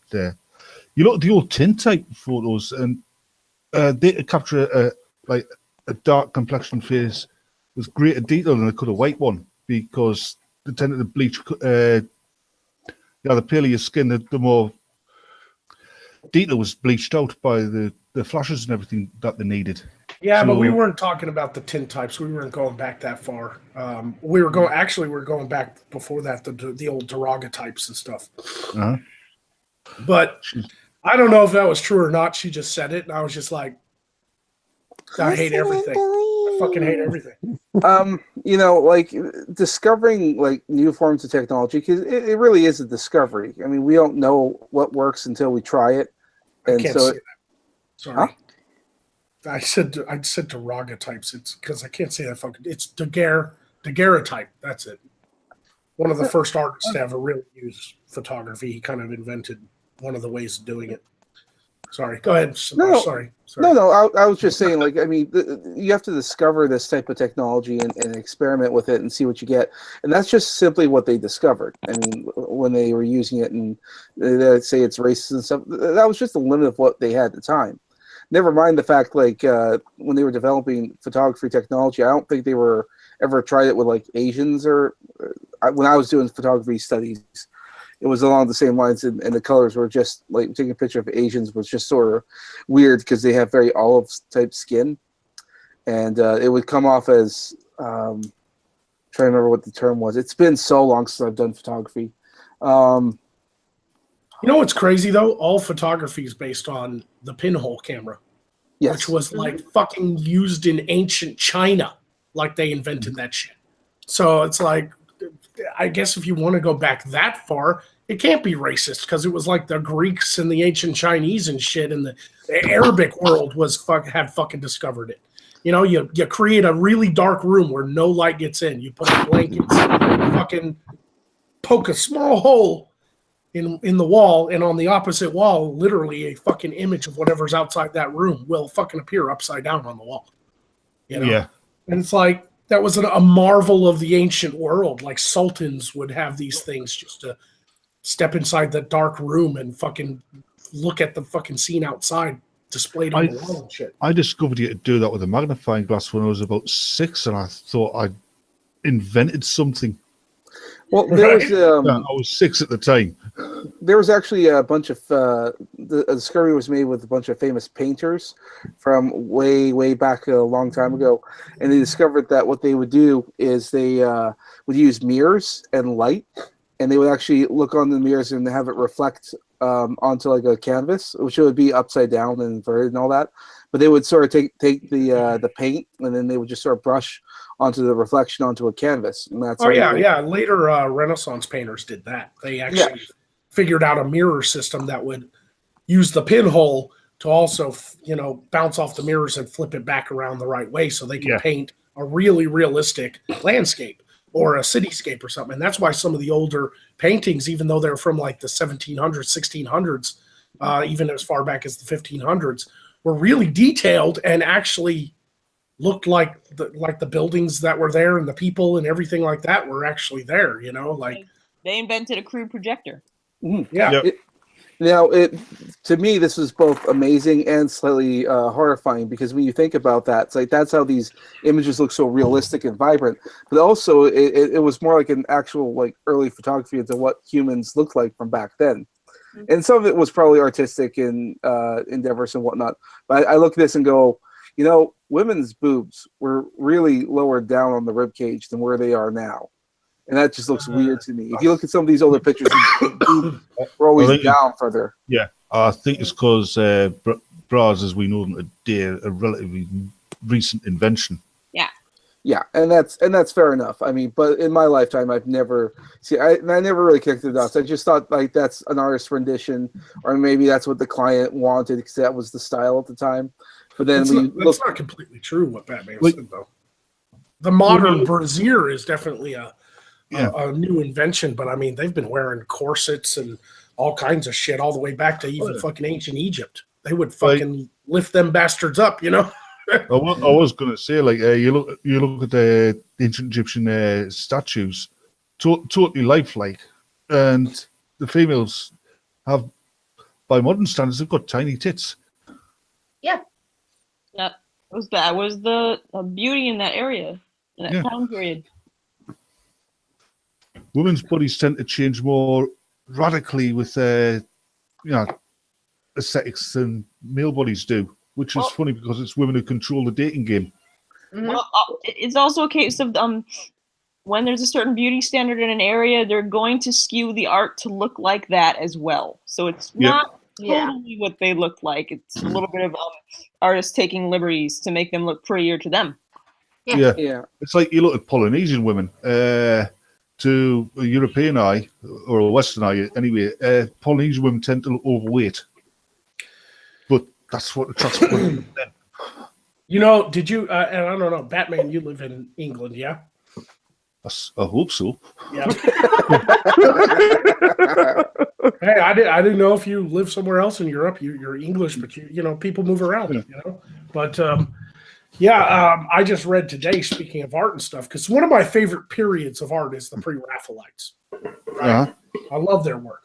And John Williams Waterhouse is a pre-Raphaelite. And recently, the Manchester, I got the article up here, the Manchester Art Gallery announced that it has taken down John William Waterhouse's 1896 work of Hylas and the Nymphs because it portrayed these naked nymphs in the water. You know, hashtag me too, you know. Yeah. I heard that and I'm thinking, gays. They're fictional fairy creatures. My God. But I said I certainly hope so, because the way things are at the moment in Europe and the UK, you don't know 1 minute to the next if you're living in the country you're born in or some Arab nation. Yeah, hearing like the attack on art is always a frightening thing to me. Yeah. And hearing about this painting, because it is a lovely, gorgeous, cultural censorship. Yeah, censorship. I mean, art censorship. I mean, that's always such a scary thing. So, but then again, I mean, I like the last time I heard more extreme type I heard recently was the statues and getting toppled down. I thought, okay, this will wake people up, and I thought it did. And then you hear about the painting, and I'm like, oh fuck! Apparently, I was too optimistic with that. But also, I mean, there's another statue in Canada that's been taken down. Luckily, it's being put into a museum. But I heard rumors that there was going to be protests, and people were going to start taking it down. But I don't know exactly. I have to double check on some of this. But taking down statues just makes me uncomfortable. Especially because when people get in their damn fields, it's like, God. Look, if you want a statue taken down, I mean, okay, but don't fucking take it down with rope and tear it down like it's like Saddam Hussein or something. No. Museum it. Just put it in a fucking museum. That's fucking history right there.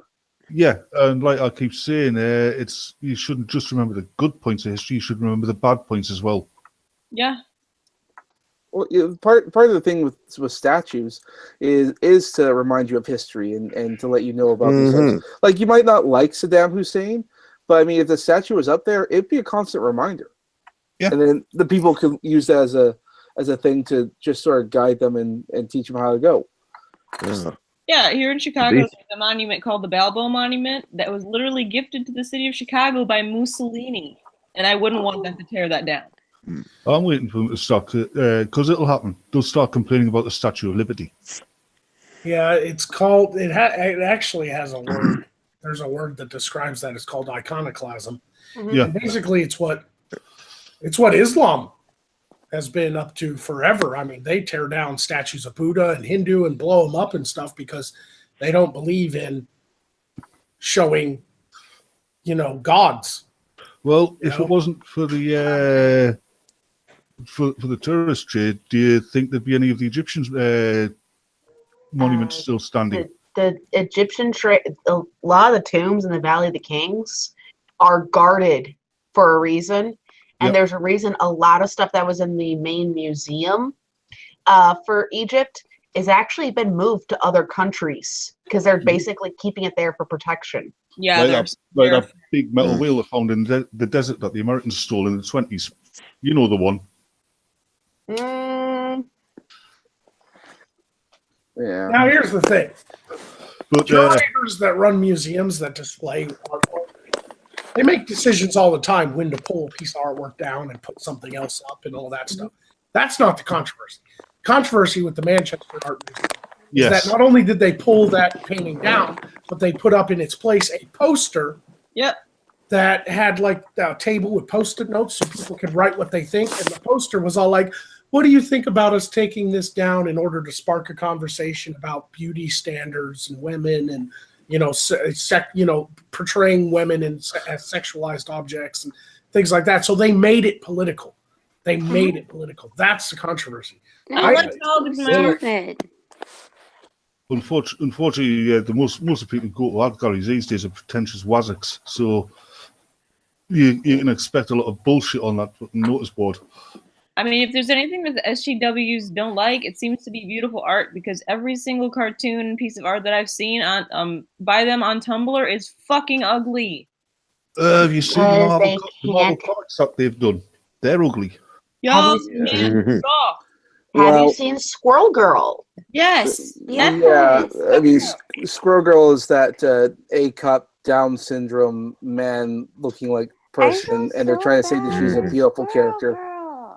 What's that, Opal? I feel so bad for Squirrel Girl. She had like the potential to be like a PG-13 or PG Harley Quinn.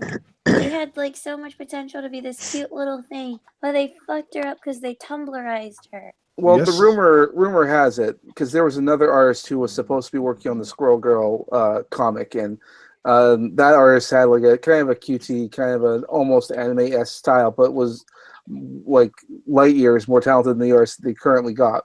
But the artist who is working on the Squirrel Girl apparently threw a temper tantrum at Marvel Studios, and they're afraid that she'd be on like Tumblr and all that saying racism or sexism in Marvel Comics. They're scared of talented female artists or whatever, and so they just gave her the job. No, they're not scared of talented female artists. They can't fucking find any, apparently. What's the definition of talent? Well, the thing is that there are talented artists who do work at Marvel, like female artists, but they don't really get the job because the other ones threaten to get them, bad publicity, and then Marvel just sort of caves. Now these are all rumors. I don't know for certain. These motherfuckers who throw these big ass temper tantrums and shit like that, and no, I'm gonna label you this and that if you don't do what I say, and they cave in like little bitches. Did that explain why Squirrel Girl's art looks like a 7-year-old drew it? Probably. Because somebody with the 7-year-old drew it. Well, I wish they stopped put. Right. Yeah. I was just gonna say, like, the Squirrel Girl. I mean, that's a sad train wreck. I wish they'd cancel that series already. It kills me because the potential was there. Absolutely. Yeah. But I think the Ironheart, I believe, she could have been a good character.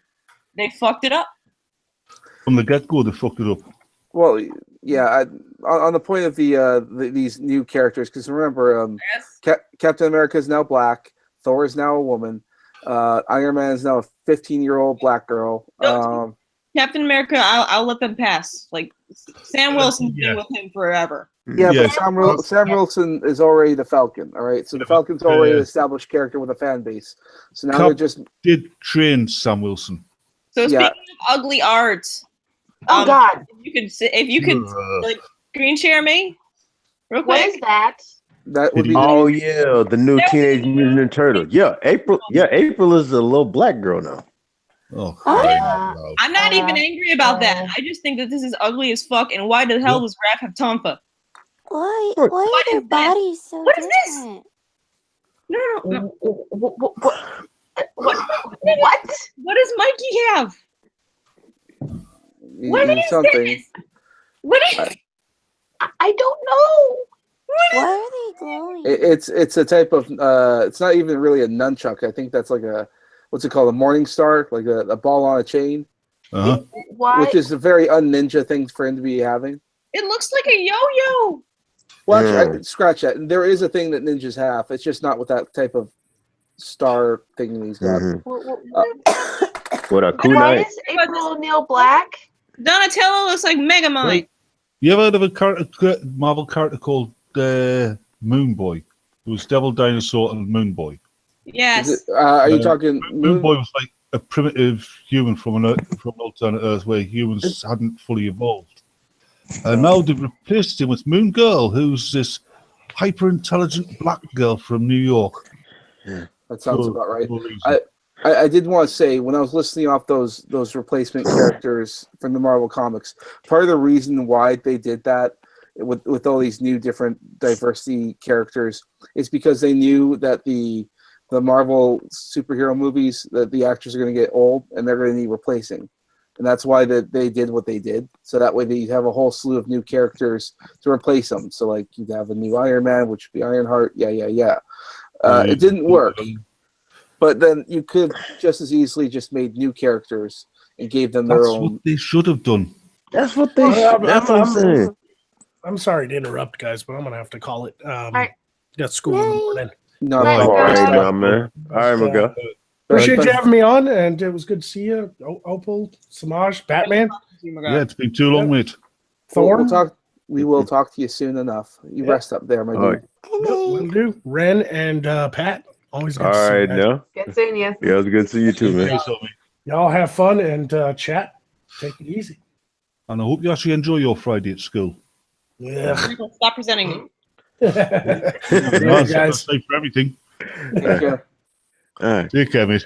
Now, my thing is with all this stuff right here that they're doing, they taking all these well-established characters and they sitting up here and changing them up in order to diverse and all this, right? They claim that they don't have these characters right here, so why don't they just start from the beginning and create like a new storyline with these characters right here? Since they're claiming oh, there's no diversity in this, there's no diversity in that. Well, create something extra work. Yeah. Well, with great work comes great reward. It's like they could start something new and build it from the ground up. They're just too fucking lazy to do it. And part of the other problem with that is like with places like Marvel Comics, they do have an initiative to try and get new talent into the field. So they will hire like new people, new writers, new artists, and the new way of showcasing what you can do is to make your own little web series. Unfortunately, the people who are making all these webcomics nowadays are of the progressive variety. Yeah. And as a result of giving these people like jobs in the company, in the industry, they come in with their politics, and it's never a good thing. And it also makes Marvel think that that's what readers want because I know. That's the people that Exactly. Because just think, man, how long did it take for all these characters that are well established right now? When they first began, how long did it take for them to finally, become popular? It took some years, and that's what these folks have to understand. But that's why characters like Miles Morales that have been around for a while actually fucking work because it took time to build him up. Yes. There's another thing that's missing from these SJW stories. If you look at the thing, especially now, there's still something of a passion, a joy that the people who wrote these stories enjoyed writing them.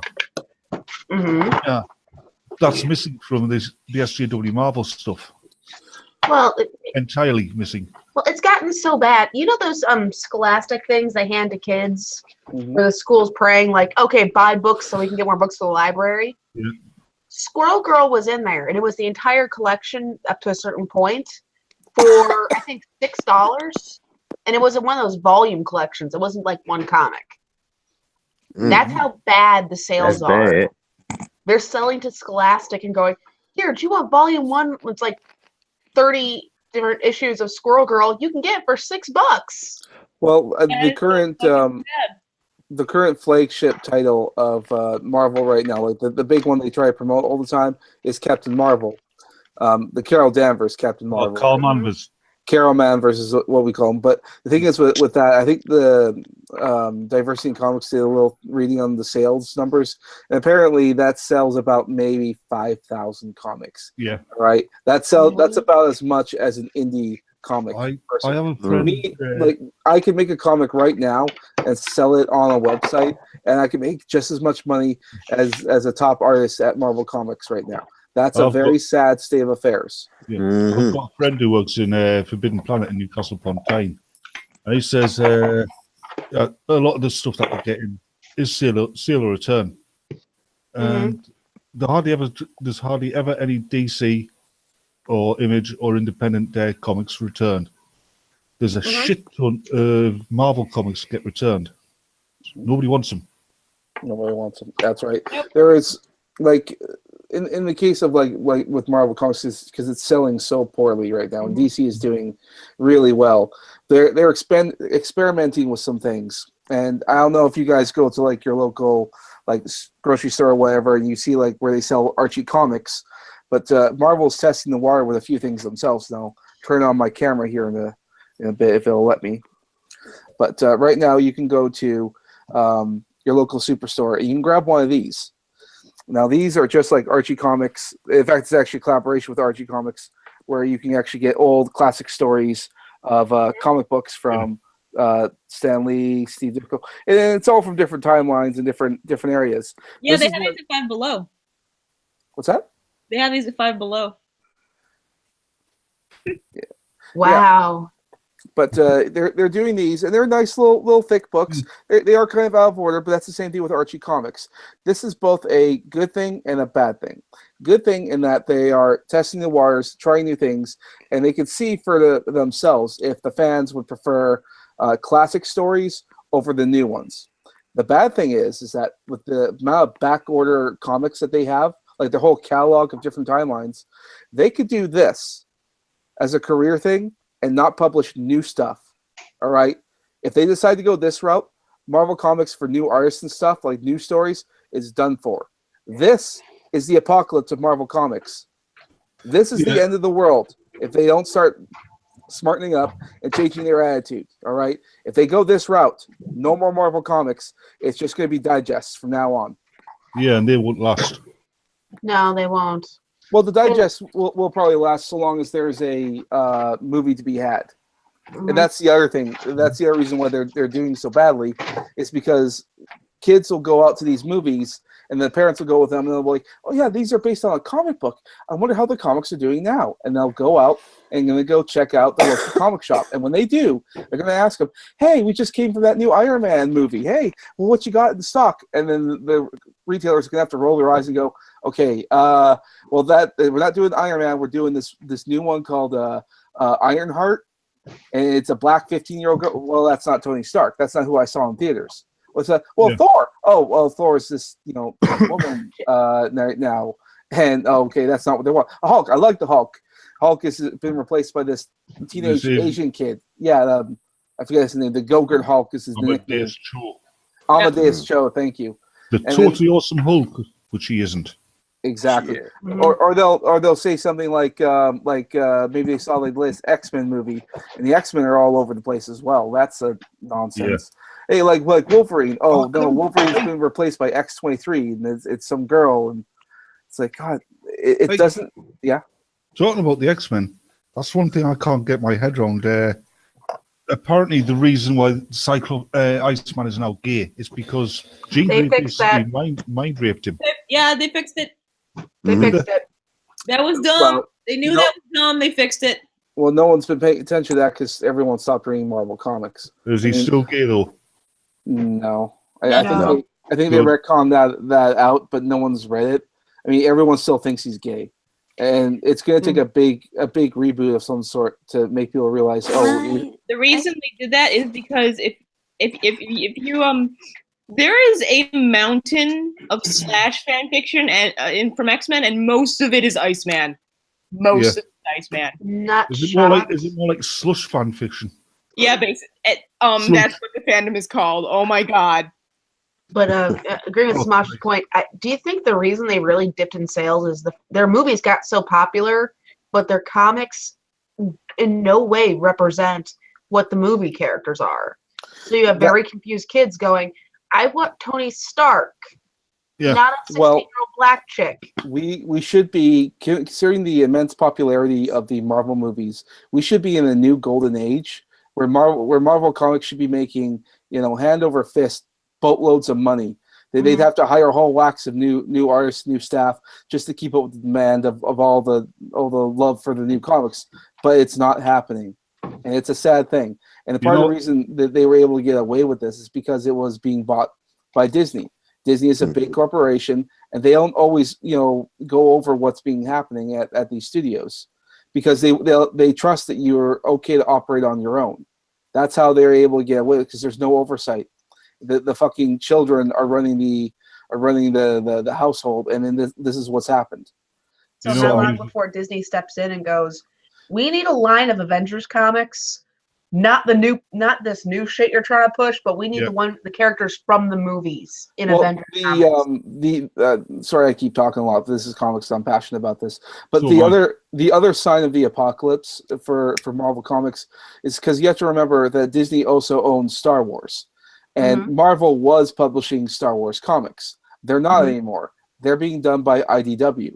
And the reason why they're going through IDW is because Marvel can't hack it.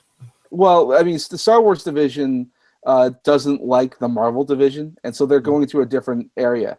And there again, that's another sign of they're making more money doing that. Well, at least I'm assuming that. I mean, if those comics do better, and just like those little Archie Digest books I showed earlier, if those do better and a different publisher house does better, don't be surprised if Disney decides to step in and say, okay, we can't trust you guys. So Captain America, that's going to be done by Dark Horse Comics. He gets to team up with Hellboy or something. And, cool. That would be cool. Yeah, but there again, that's what sucks. That's the end of Marvel, because then they'll decide that we'll just take all the characters and we'll divide it up between all the different publisher houses of comics, and they get to run the show with the characters. It's like the reverse of what's going on with the movies right now. The movies are coming together, and the comics are being torn apart. And DC doing the reverse as well. Their movies aren't doing so well, but the comics are getting better. Yeah. I mean, and so like I said, this is the apocalypse. Hey, that's something I was trying to say is, what's amusing me at the moment is the two different types of people who've learned about the Marvel characters, particularly Thor, for example, in the movies, and their reactions to the well-established fandom. You get one set, oh, that was great, I like this Thor character, and they go and find the early comic books, and they're amazed that he's not a space alien, he's actually is a god. Oh. Then you get the ones who think they know everything and will insist that he's always been an alien. It's all technology, even way back in the 60s. Well, there is a reason for why they're doing that. Part of the reason is the Chinese market. Oh yeah, I understand that. Yeah, I'm about the fans who watch the movie, who insist that even in the comics he's always been an alien and it's always been technology, not magic. He's always been a god. Yeah, true enough. It's a bit weird how that works out. Well, it's the same reason Doctor Strange, it was that weird sciencey explanation. Yeah. It's like, no, Doctor Strange was magic. God damn it. Stop making him technology. Not everything's fucking technology. Yep. Yeah. No, Doctor Strange was an acid trip. The movie was pretty, but at the same point, it was like, where's the magic? All I'm seeing is you're talking about bending reality and all these science stuff, and it's like, I don't want science in a magic film. Give me fucking magic. Well, and you would think that with things like Harry Potter, they'd be perfectly okay with doing that. But there again, like I said, they can't piss off the Chinese market. Because if you can't get the butts and seats in China, because that's where half the money for movies are right now. Oh, yeah. Except for Deadpool, who didn't air in China, and that did fucking amazing. Well, the thing is with that is because they also have a fairly high torrent rate down there in China. And so they were able to look at those numbers and go, oh, yeah, it's actually doing quite well. But there again, that's money that they're not making. But the sales of it are doing good. And they could still sell toys and stuff in China. They just won't, it just won't be an R-rated stuff. It'll just be part of the Marvel line. It's funny, the reaction, isn't it? China, you can't say anything about magic or ghosts or something like that. But Japan, which you'd think was a very similar culture, laps it up. But then again, Japan is the home of some of the best horror films that involve ghosts. Then again, that's like saying England is just like Europe. We're as different to Europe. Japan's as different to mainland Asia as we are to Europe. Mm-hmm. And even we keep forgetting that about Japan. Japan is weird. Yep. Yeah, I still want to go though. I honestly think the Japanese are culture perverts, really, when you look at their anime and the manga. Well, I mean, there's a couple reasons for that. One, if you're culturally they're very conservative in their culture. They don't talk about that kind of stuff, but in the media and their entertainment, they can, and it's just an outlet for them. Second reason for why they're actually getting more deprived in that is because their birth rates are so low, and so they're trying to do social engineering, and that they're trying to get people to think about sex more often, and so. Yeah, and so that's why, in all their stuff there's all that nudity. Well, not quite nudity, but boob jiggles and whatnot. And the third reason is because fan service. But the third reason why they do that is also because it's a good, clear sign of knowing whether or not a company is having financial difficulties. That's when you start seeing the boob jiggles more often. It was Gunbuster was one of the earliest animes that ever introduced the boob jiggle, and it literally saved the company, and it probably saved anime. So when you see boob jiggles, you can either say that's a starving industry, or it's a country that's having birth problems. So yeah, but some Japanese hentai goes a little too far.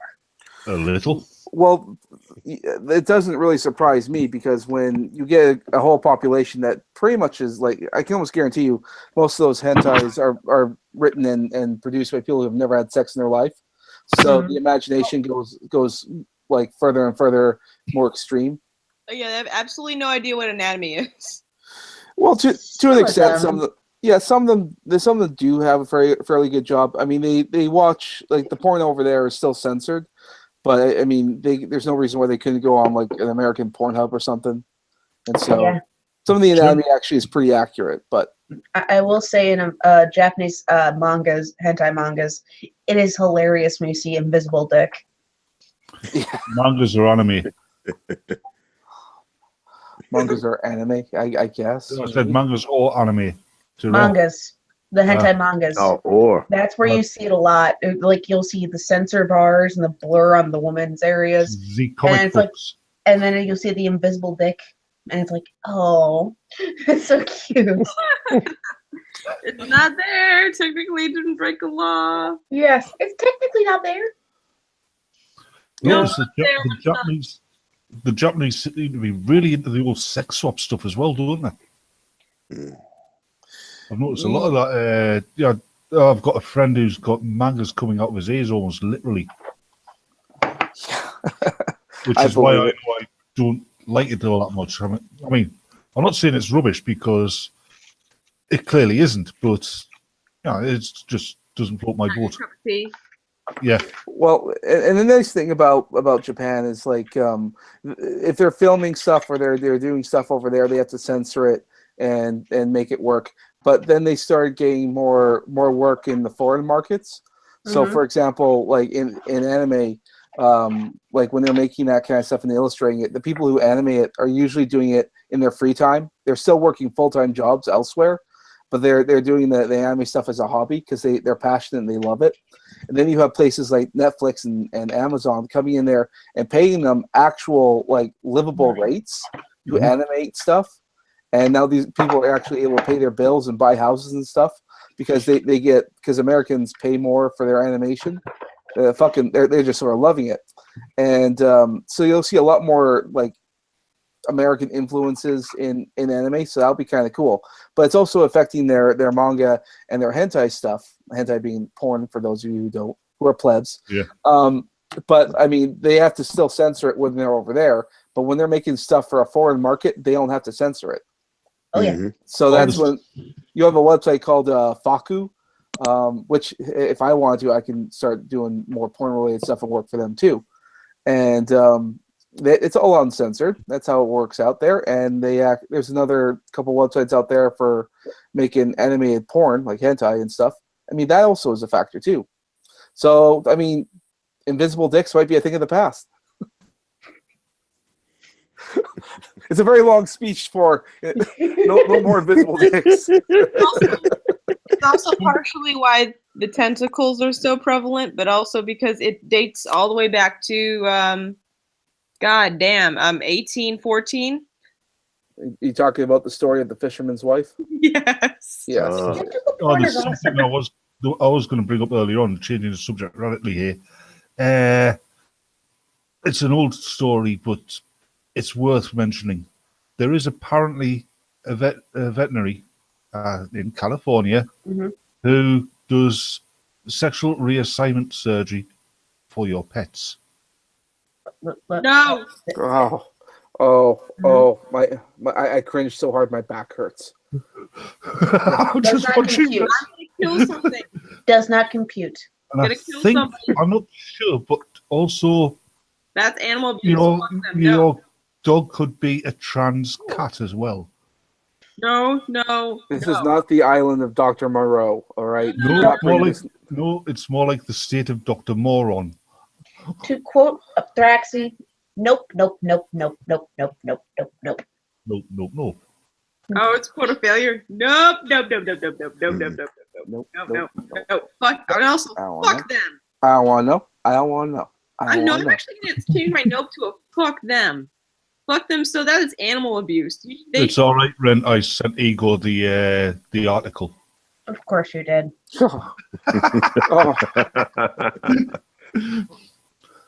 They go right to jail next to the people that tattoo their cats.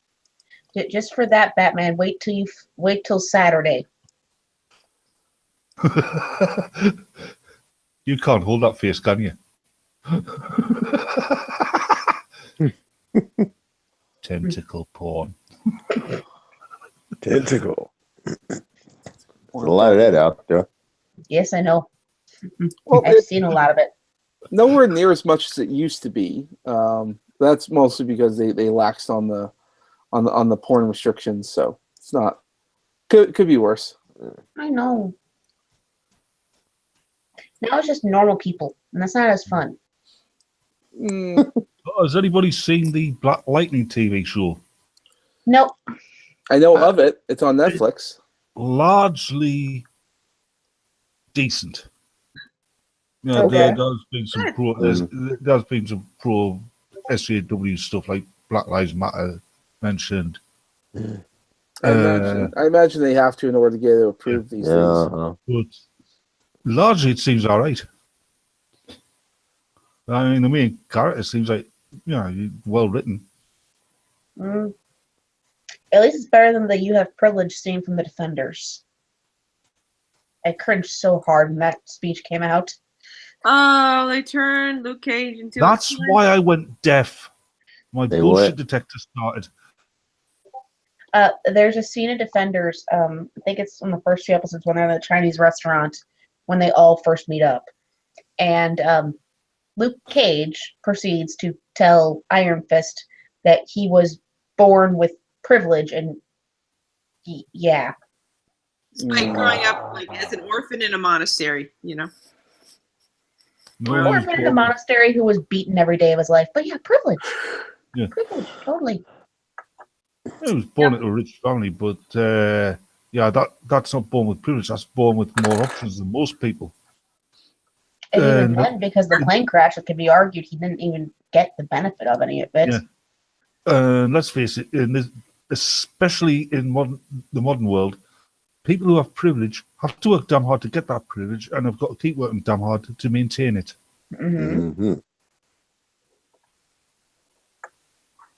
Apart from Pat, I mean, because Pat's just cool. I'm being nice to you, Pat. The one thing that amused me about the Iron Fist show was the fact that he had absolutely no fucking clue what to do with all this money. The most amusing thing about Iron Fist in the show is it's nothing like the Iron Fist in the comics, who's a really zen character. Iron Fist was probably the most disappointing Netflix show. Prior to that, I actually thought Luke Cage was, but now when Iron Fist came out there, he made Luke Cage look a lot better. To be fair, Iron Fist series had one thing going for it: the siblings who were doing business. Their scenes were interesting. I would watch a show about them. You know what?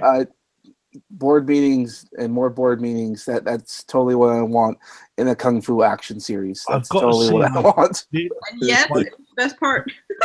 My favorite scene in the Defenders one is where, Luke Cage and Iron Fist first meet, and Iron Fist throws a punch at Luke Cage and just stands there, expecting nothing to happen, and nearly gets his jaw broken.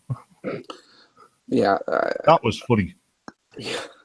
That was in the trailer, and even when I saw that, I was like, okay, all right, that's a lot more interesting. That he did more in that trailer than he did in the whole Iron Fist series. I think the best two satellite shows from the Defenders is clearly Daredevil and Jessica Jones.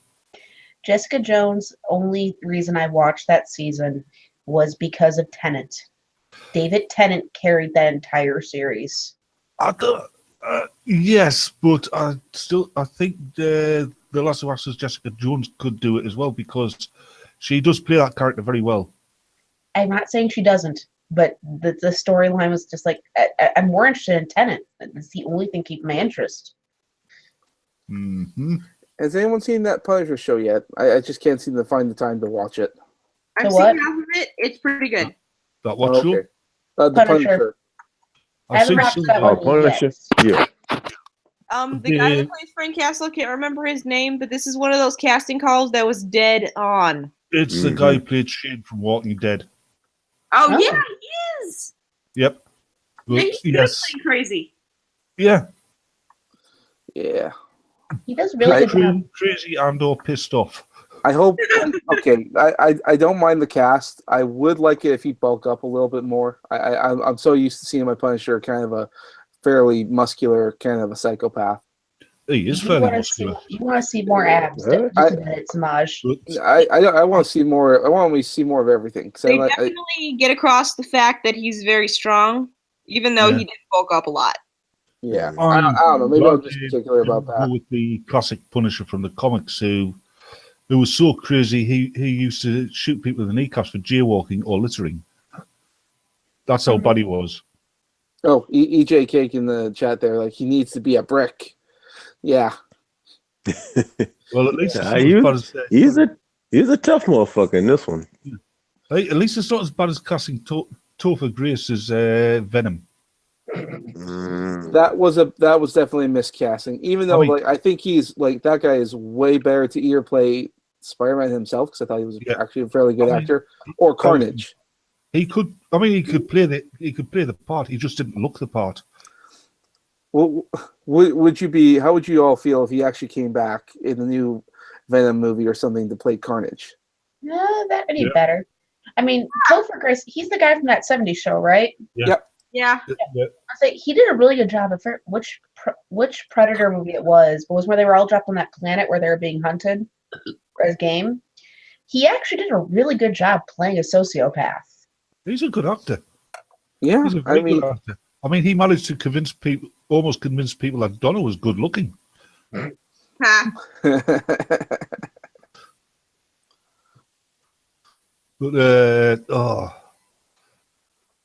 yeah, definitely. He could also play Peter Parker and Spider-Man. Yes. Oh, also, Fright Power Ranger. Yeah, I saw that you sent me a DM. I haven't read it yet. Just give me some time here. I'm doing a couple different things at once. Tell you what's good in that Spidey movie. Yeah. The guy who played the Sandman. No, I mean, he stamped his mark on that part. It's a pity the movie was a flop. Yeah. You know who I would have loved to have seen again? Dr. Octopus. Yes. Doc Ock was good from those movies. That was the best.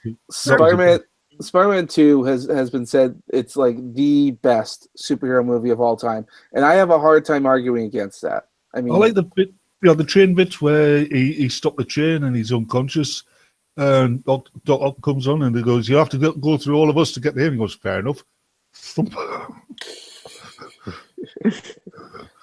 It just struck me as amusing.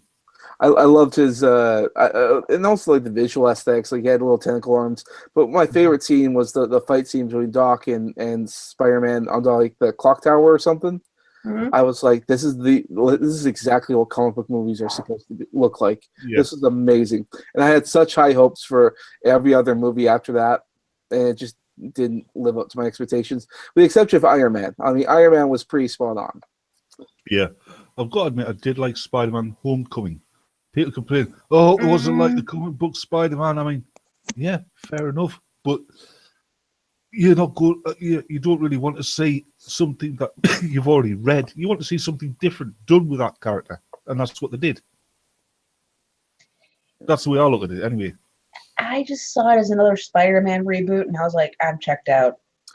I guess that's the folly, because we've seen a fair amount of reboots, but I also think that it's also due to like the age thing, because when I saw Spider-Man when it was in theaters, I was still like a teenager, and I was like, this is fucking amazing, because I have so many comics and everything, and I thought this is so good. And then time goes by, and I saw the reboot, went, meh. And then I saw the Homecoming. Like, I loved him in Civil War. I was blown away. Then as soon as like Spider-Man Homecoming came out, there I was like, and all these teenage drama stuff. I just don't care. You know what they should do with Spider-Man? They shouldn't make another movie. They should do it as a TV show and set it closer to the time when Spider-Man actually came out. You know, in like the 60s. They should just move on to Spider-Man college years and just assume we know who Spider-Man is. That too. Mark Camus said here in the chat there that the best comic book movie was Blade, or the Blade series. Second one and the third one were absolute garbage. You see, for me, it's a little hit or miss, because Blade was also like a horror series, but I do think it was actually one of the better movies that came out. The other thing about that is that movie came out, it was popular, it had its thing, it had its little fandom and all that, and no one mentioned that he was black. All right, no one gave a shit that he was black. They just liked the movie because it was a good movie. All right. What the fuck does that tell you? Then you look out right now, you got Black Panther, like the first black superhero, and they're making such a big deal out of this. This political nonsense just taints the image of a good movie. I want Snipes to say something so badly. If I could, just to trigger all the SJWs, I'd recall every single copy of the Black Panther movie, reshoot it again, word for word, verbatim, but with the title role going to Ryan Reynolds. To be fair, though, SJWs are the same people who said, well, this new character in Star Trek Discovery is the first black woman with a commanding position in Star Trek. And that was a lot. I think I can list up 5 or 6 people.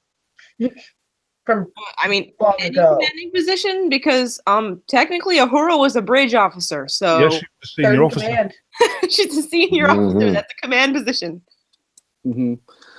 At this point, I mean, I think people in society have pretty much moved on, but you need a controversy to write your articles about, and hopefully to start a movement of some sort. That's how you get your money. That's what these people are out to do. They're out to sabotage and make money. And they're destroying everything around them while they do it. Well, that's the point. They don't care about these fandoms. They don't care about these video games or these comic books. They want to destroy because they can make money and boost their image while they're at it. It's a very toxic mentality, and we really need to stop listening. And luckily, I think that there are signs that people are moving away. Like right now, they just fired the previous editor-in-chief at Marvel, and they employed a fat neckbeard, basement-dwelling nerd as the new guy in charge. And these are not criticisms; these are all good things. C.B. Cebulski is the guy's name in charge of Marvel right now, and he's canceling and firing people, and he's doing one hell of a shakeup. I'm very excited to see what happens with Marvel. Talking about Marvel, I hear that Stan Lee's been rushed into hospital about 4 or 5 hours ago. Yeah, we talked briefly about that. It was a heart condition of some sort. Hopefully things will be fine. We won't know until tomorrow. Yeah, the guy is 95. He is 95. He's lived one hell of a life.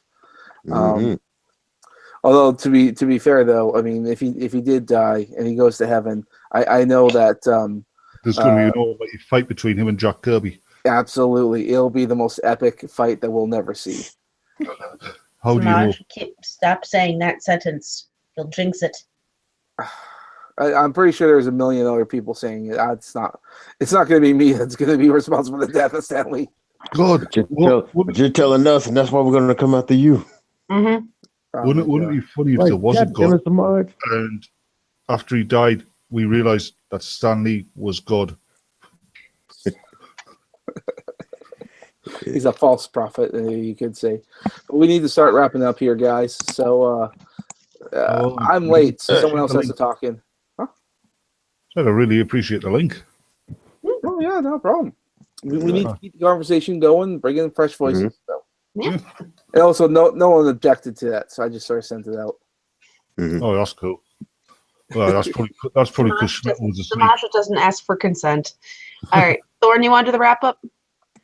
Sure. I mean, I did the intro, but that's okay. Or I can do the wrap up if you like. Yeah, that's fine. All right. Thank you, cunts, for watching. Tonight we had Opal, Dolphin, Magog, Samaj, Batman, Thorne, and we also had your boy Pat. Mm-hmm. So, catch you all later. Bye. Bye. Peace.